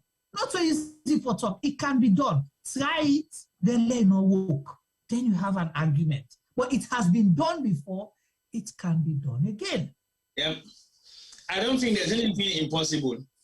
No. This government has shown us that they can do whatever they want. This is a talk and do government. And so then talk, then they do it. So, meaning say, una no get interest for them. You cannot be blaming it on the dollar. Nobody not be telling us for go change currency. He said that go change because for when I change currency, the leons to dollar not don't go past almost 100%. But the man is responsible, not even know what's the difference. No, the man are responsible say no waiting for doing the Lord pray to God.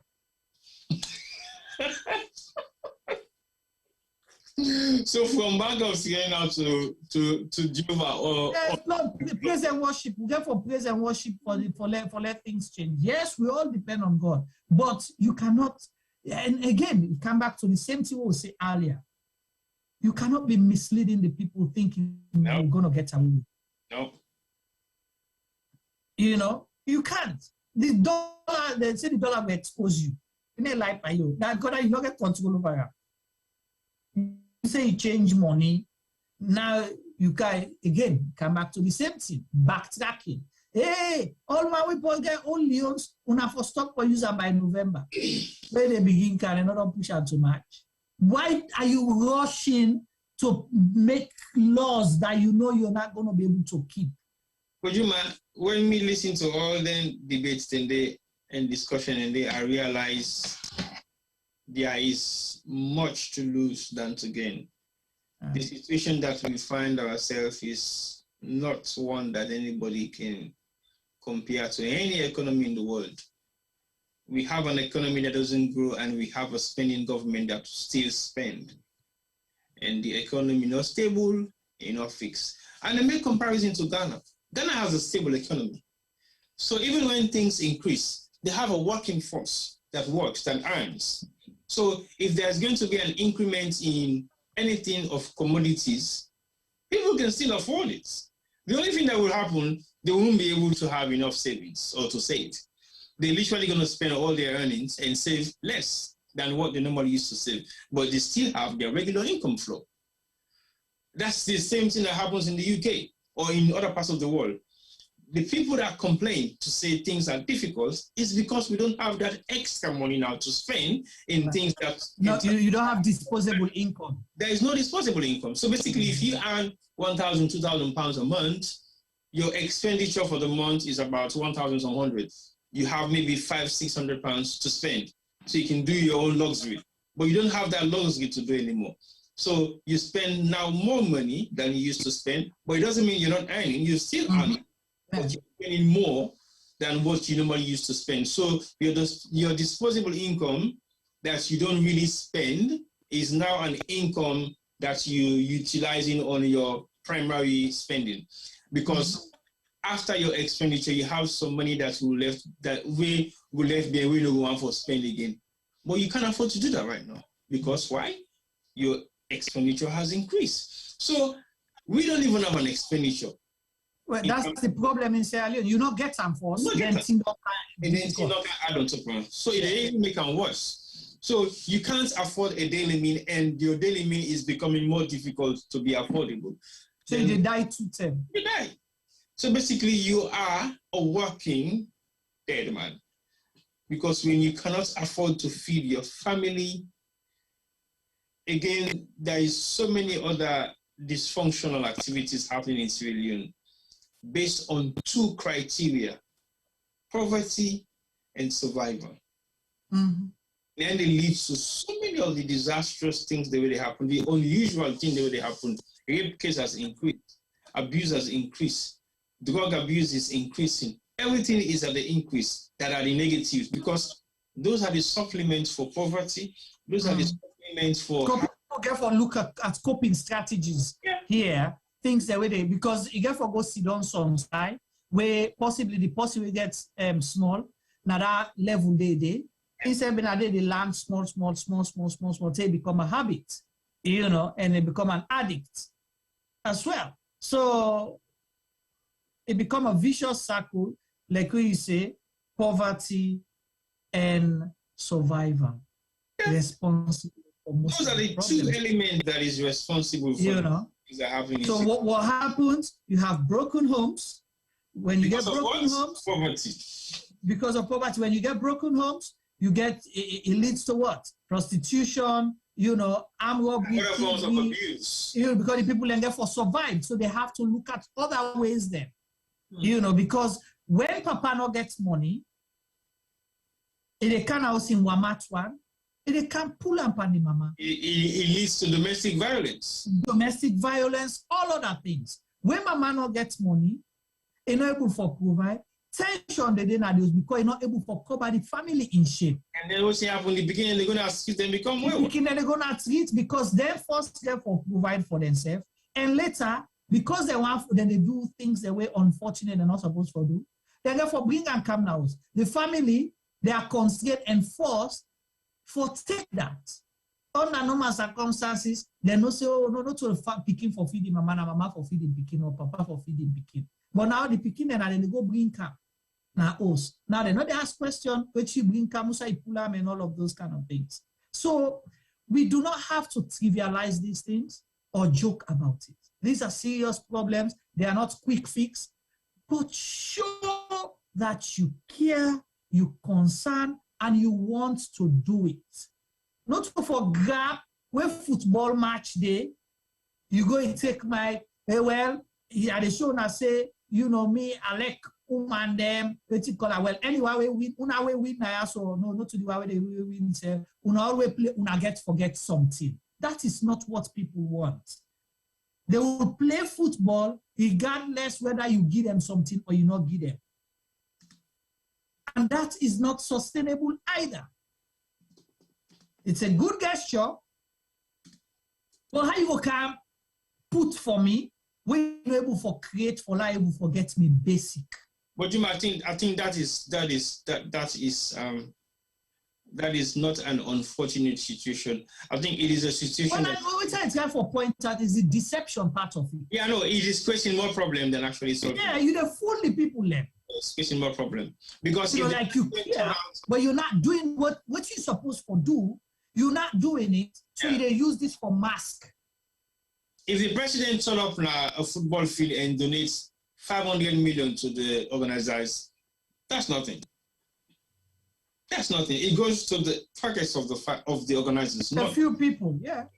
That's nothing. I don't see that like a responsible government, because we're making the claim of the president's like football, elect sports. But hold on a sec. How many of these guys are getting paid every month for what they're doing? And how much are they getting paid every month? But they spend how many billions in creating this league? You're creating a Premier League and people cannot even eat food to go to training. How you go spend 500 billion or 500 million leons of, okay, how do you spend 5 or 10 billion leons in creating a league? Okay, fine, no problem. But are you going to be able to sustain that league till the end of the league season? No. Okay, in that league structure, are the girls going to be paid regular wages? No. in that league structure. Now they go to next city, the person will win, they get 50 million. So what's the essence of the league? The league is meant to be played and they finish at a given time, and the winner takes the prize money and trophies, right? So what's not the need for subsidized, or not subsidized, what's not the need for encourage extra payments? Say when the winner, no, when we play, even the we lost, go get something. Why? Don't launch the league. So are you going to do it for every other? Because you don't do this at the opening. Other one, then they play the competition because it's a league. Are you going to do the same for the other guys? But you don't disadvantage them. No. You don't preference, one group will play and left the others. So carry on, Tibo. Let's try around because sometimes.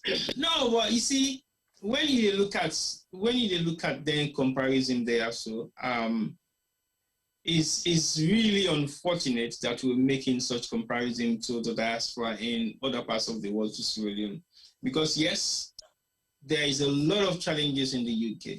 Cost of living is high, everything is in increase, tariffs are up, gas bill is up. Tibo, sorry, don't say unfortunate. We are making it because the president made it.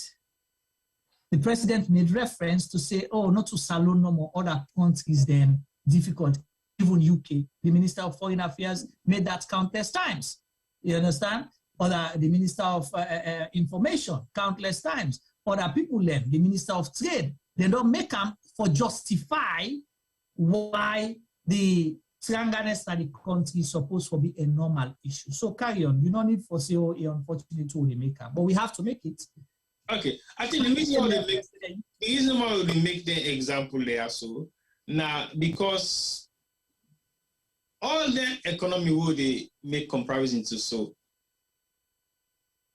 I will not say they are stable, but they are somehow what made stable.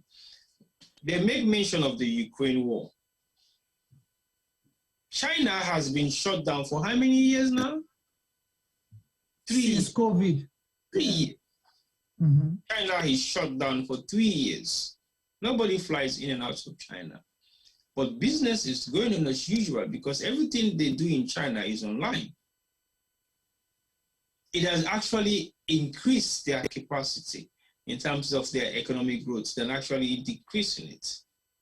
Okay, Russia had a war with Ukraine, but the gas price in Russia has been stable. The fuel price in Russia has been stable. Yes, Ukraine is suffering the consequences of the war, but Ukraine is being supplemented by all the other European countries and the world nations. And we see the discrepancies of the Ukraine war to the global network of fuel crisis. Even in the UK, the tariff for petrol go up. But guess what? It don't come back to normal. So there are challenges everywhere. We're not saying they are not.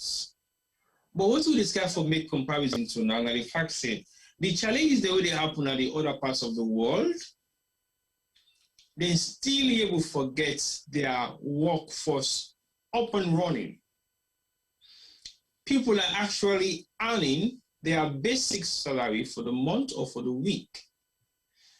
Their basic commodities may have increased maybe 10 or 15%, but they are still able to subsidize from their basic salary to have their basic food commodities or their basic commodities still to be paid for. Disposable income is suffering the brunt of that. So we cut down some of our luxuries so that we'll be able to maintain our livelihood in terms of our basic needs. Because the basic needs in Europe or in the UK is your rent, your lights, your gas, your food, and your transportation to work or after work. Those are your communication. Well, communication, yes, but sometimes you cut communication. How you cut communication is essential. No, you cut your means of communication. If you have 2 mobile phones, you cut one down. Yeah. Because I think an average UK citizen may have 2 phones, minimum. You cut one down.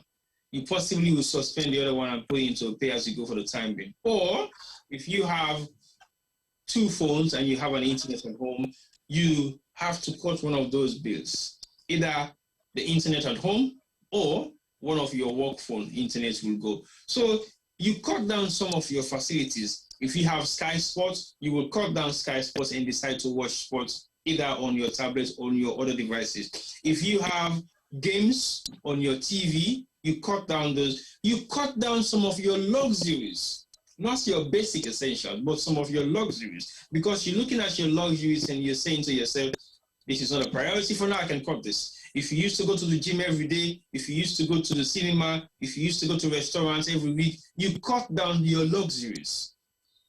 But in Sierra Leone, we cannot afford nothing. Talk less of our luxury. We luxury in our salon is a day, it's a meal a day. That now we own luxury in our salon.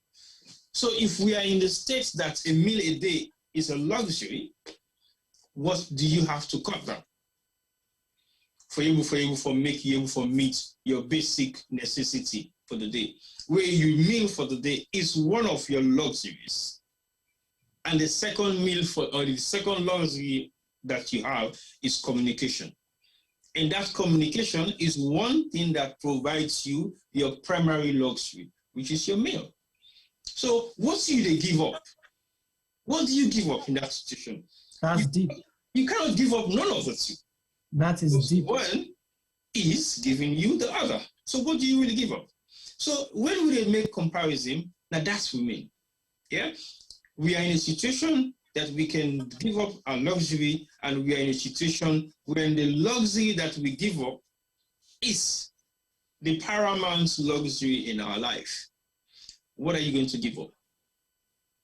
And then when the president is giving up his luxury, what is he giving up? That's the question we should be asking. Because if we don't ask that question, it means we will not be able to find a solution. We are still a giving nation. We still depend on international funding and donors, but we still have an economy that is not stable yet. We have a government that is spending way more than what is expected of them in a situation that we find ourselves right now. Where the people, where the fund we set, no, they go on international trips compared to the way our president is. Yeah, that's what Malik Mansari highlighted here, that who president they travel even past the G7 leaders there combined. So again, like we're saying, you have essential trips and non-essential trips. You know, is it a must that you have to go to these trips? When you go, what happens? If you don't go, what happens? Is the country going to lose if you don't go? If you go, what are you bringing back? So these are tangible questions, reasonable questions to ask. And if you think that, oh, because you are the president, so that, because that's what he said in his BBC interview, oh, I'm the president, you don't expect me not to travel, I can travel. The other interview, or when I tell you expect me to travel with a bicycle or whatever, you know, the guy laughed him off, you know. So again, these are the things that you're supposed to know. As a president, we're willing. That's how you win hearts and minds. That's how you make the people, that's how you show that you care about your people. It's not when you do all the wrong things and then you expect people to just clap for you and say kumbaya because you are the president. The buck stops with you. If truly you're doing something about it, tell us, show us what you're doing. Say that, oh, every partner that the world difficult is not an answer. We don't care about that. What we care about is what you are doing to make it less difficult for us as Sierra Leoneans. That's what we care about. You know, them day. But what you they do about it? That's why we voted you. You said you've been tried, tested. You have the answers. You'll hit the ground running. That's why people voted for you. That's why you are the president. To make tough decisions. You said it, that, you know, government is not easy. You have to make tough decisions. These are the tough decisions we expect you to make. Sure. To make the lives of people easy. Sure. Not to live in comfort, but then you expect the majority to understand and accept that it has to be difficult.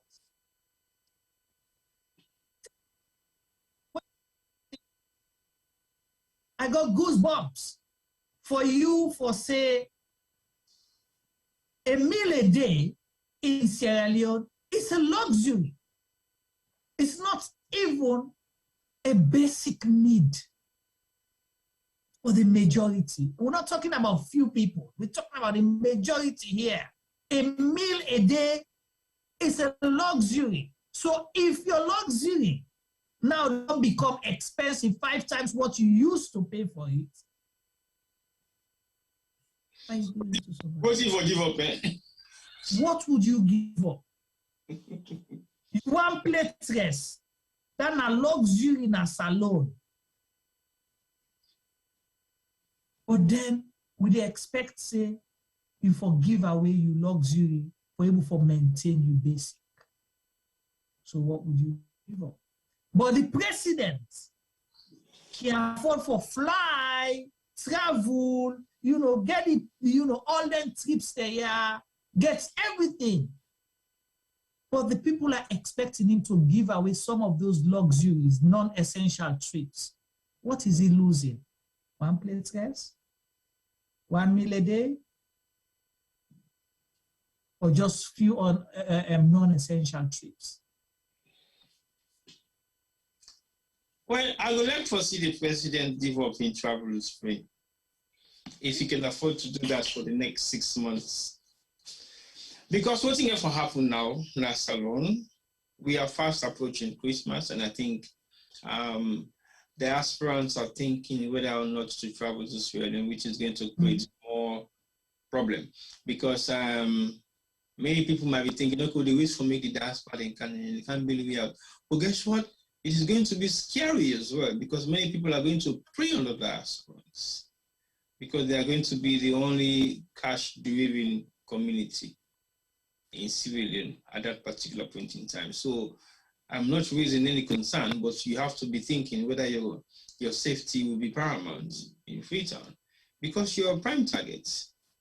Yeah, but again, T-Boy, that is short-lived, because there was a point people were so desperate, right? People had not traveled for over 2 years because of COVID. When they lift the ban, was it last year, the 2020 or 2021? You get a lot of people travel, right? But Juma, it's not a restriction travel because of that. No, at the time, my point is, people, because of that restriction, were happy, get the opportunity for travel. So a lot of people went. But did that change things after a few months? No. It's getting worse. So if you are, my point is, if you they say, wait no more, December, where the JC then come, December and January, things then go pick shape, then where then come back. No, I'm not saying things are going to pick shape. No, not for you. I talk about the possibility, way how the government go to think. Say that they can push in the economy small. No. Like T-Boy stated, even if people then go right now, they are only going if they have to go. Yeah. There are other people who are considering not traveling even until after elections. Yeah. Because a lot of people are concerned about the safety and security and for some of the things that we mentioned. So you see the ripple effect. But if you do things that will draw people to say, oh, Bolo go salon, Bolo go enjoy the cabin, go enjoy the last. Thank you. But again, what to make people go fly for go salon in abundance, or the way how you might be expecting, is because they don't have that disposable. Exactly. That's my point. I say the government, they think, say that they make mistake. Because like you say, the money not there for go. Because already you said don't accept, say, things difficult all over the world, including outside the Sierra Leone and diaspora and they. So they are not going. Now make I say the only one that will go, now one that will get something for go do they. The expenses will be limited to waiting no more than one for spend. Well, except if you, like some of us haven't been for some time now. So if you look at the ticket, it's about 1,500 cheapest. If you want to buy tickets till November, it's going to cost you slightly, maybe even more. But there are cheaper routes that people are using now anyway. But as it says, the possibility for people to go to Sierra Leone in numbers is not as high. Exactly. As you might think it is a couple of years ago. Yeah. Because that was a mad rush, you know. Yeah, there is less disposable income at the moment for so many households.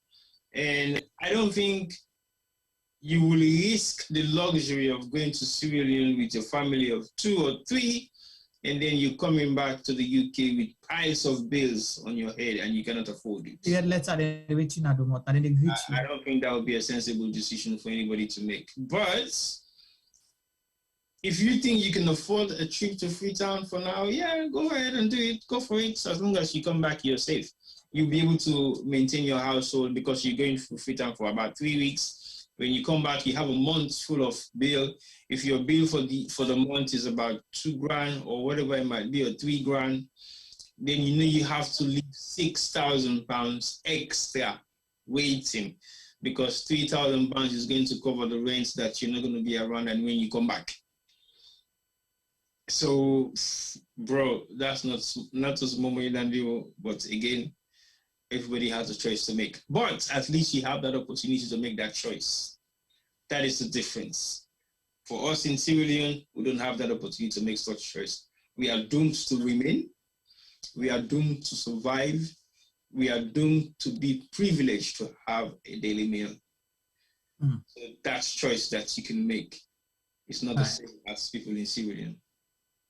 Right. Well, thank you so much, T-Boy Fambule. We don't listen to we don't talk on the 2 issues, them, the PR system, proportional representation, and all the hiccups their way, or, you know, argument the way they go over. We'll continue to monitor that and ensure, say, we, you know, discuss them as we go on. And of course, we don't discuss cost of living. This will be ongoing conversation, you know, either we'll make them a main topic as we go, or, you know, it will be add on to other things they would do. So, you know, this is how they go inside the Republic. We get to continue for discuss them, because we say too hard for talk, but I know more they bring peace. Tibo, your last word for today's program.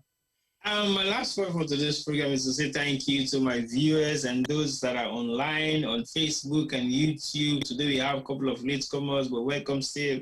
I think you guys have been very you've been very good online communicating, even though some of you guys are challenging some of what we're saying. And my colleagues on YouTube, my Georgie, Bine, Sue, you said something I don't understand. I don't understand why you America do. I don't know whether I'm able to talk to, but I'll come back to that later on.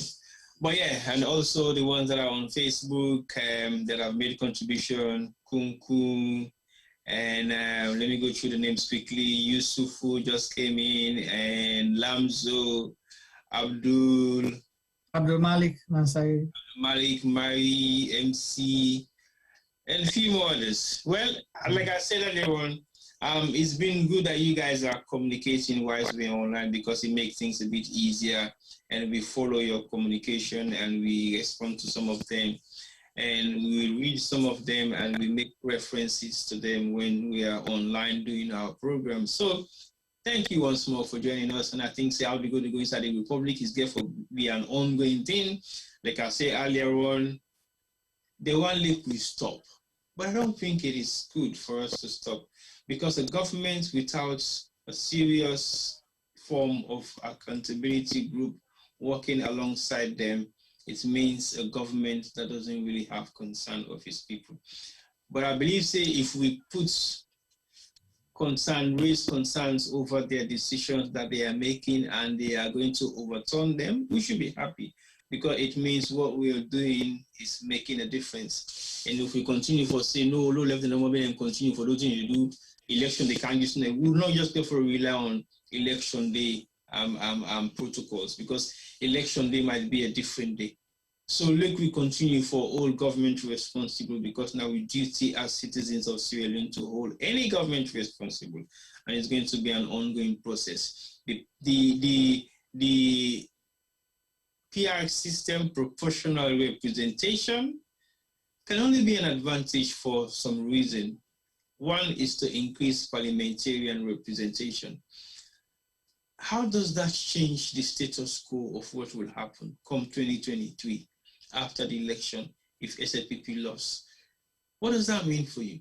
If you have 50 parliamentarians more than the APC who will likely be in power for next election, what if they do the same U-turn that you guys did against them when they lose 10 parliamentarians and they were not kicked out of parliament through the ballot box, but they were replaced by their runners-up in their election results, which is not really mandatory, because anywhere that you lose a parliament seat, you should have a by-election. So look, we think, because if we not think, we will make the same mistake where we don't make over the years, and we don't do a U-turn on. Let that not be another U-turn, because if we sit down and that be another U-turn in the politics of Sierra Leone, then we're making a big mistake. So let we think and let we look at the PR system properly, and let we realize, say, this PR system will work for the next election, or it will not work. If it works for the next election and they implement them, the outcome of them, that will therefore live by you. I can always say, if we fix things, then we're not sure of. Those are the things we have to live by, and it will catch up on we. And if it catch up on we cannot make excuses now because we don't implement something that is not meant to be implemented in the first place. We have to live with that. So let me think. And if we don't think, we're creating more problems and more mayhem within a country that has gone through a lot already. And we're not looking forward to go through anything other than holding people accountable. So I will say we'll join me for another edition of How to Go Inside the Republic next week. But tomorrow I think we get the health show, and we get a lot to talk about the health show tomorrow, because it highlights the first year anniversary of the World 2 project, where the health show and all the other partners they be involved in. So join us tomorrow again for another edition of a Sierra Leone media program online, Facebook, and YouTube. But guess what? They want for reduce with viewership. I mean, they don't increase the tariff na freeton. But it not will happen that way, because this is a government that is depending so highly on social media. And if you increase the tariff of mobile users, you are reducing the amount of people who are going to be listening to your stories that you want to pass online. So think about it before you shoot yourself in your foot. Think for society, put the bullets. Whether you left foot or you right foot, you want to shoot. Or you want to turn yourself crippled just because you think, say, you know, how for work and ask it for the people and insist you wear good shoes. But you say feel a problem. So think properly before you make decisions. Also for just think and you begin backtrack on your decision, and because you feel to say you want for listen to the cry of the people, not after the decision has been made. You for think about the cry of the people before you make those decisions publicly. But when you make those decisions and you say they can't for listen to the people's cry, now you're not listening to us anymore. You're actually backtracking on your wrong decisions. So we don't have to go back and forth into the internet, because we don't do a lot of back and forth over the past 4 years. And if we begin for catalog them, it will flop one whole textbook. And we all know what's not the size of a textbook now in Freetown. Because even though I don't use the pages them, we're not seeing them in 42 pages, now that small one. You get 120 pages, now the big one. You get 360 pages, now the big volume. And so we still know the sizes, but that has been reduced. Now 12 pages for that small one, 24 pages for the big one, and 36 pages for the volume one. I want to ask, can you actually do a subject in that particular booklet? Because it is so small, everything has been reduced. And the only country in the world we don't exist for 60 years, but we still live back, they could be 60 years back. Why is the world is 60 years ahead of us? Let's think and think properly. Salona, we all know. So until next week, or until tomorrow, we'll not join me again. So bye-bye. Over to you, Jim. Thank you so much, T-Boy. And of course, you know, I can't say anything more than 2 hours for talk. but now in no more they bring peace. You understand the uncomfortable truth? That's why CIGM Media exists. We'll keep telling you these things. And we own advice to government. Government is like any institution, any household, any individual where they make a decision. If we're able to ask yourself, why? When? And where did they make their decision? Not so magic, simple questions. When they make laws, if we're able to fulfill all the criteria as they be. The why, the how, the when, and the where. If we're able to answer, and for what? If we're able to answer, then the government laws, government programs, government activities, everything we get to do with the people of Sierra Leone. If we're able to ask that. If you're not able to answer them, say you convince yourself for the why.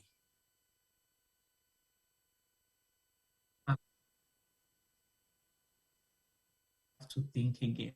So it's the same with the PR system. It's the same with decisions for increased price on basic goods and services. It's the same question when they make laws. And like Kweti Boy can say, now who that's we ashish, and ashish the fella. Until we meet again, Mijumaba de say tata.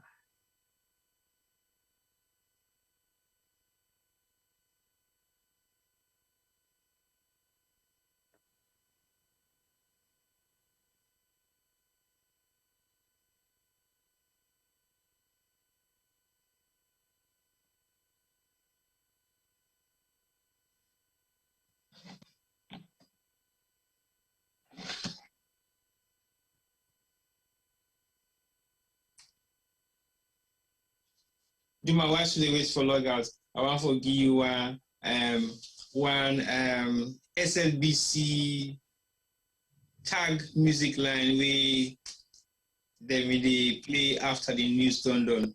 You remember? Oh, Salon today now we on 9? No. Then I just instrumental. You look like this.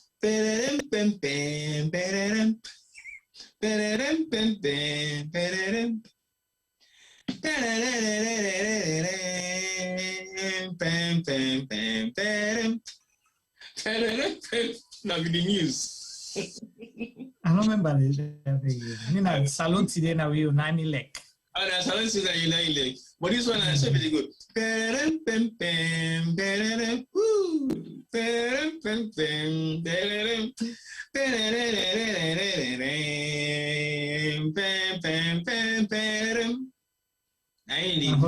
Now for try you do with Sikh tune as well. We will try for you get down there for sure. Yeah. I just want to give years and then make it be the last stick. Bye bye. All right, bye bye, T-Boy. Thank you.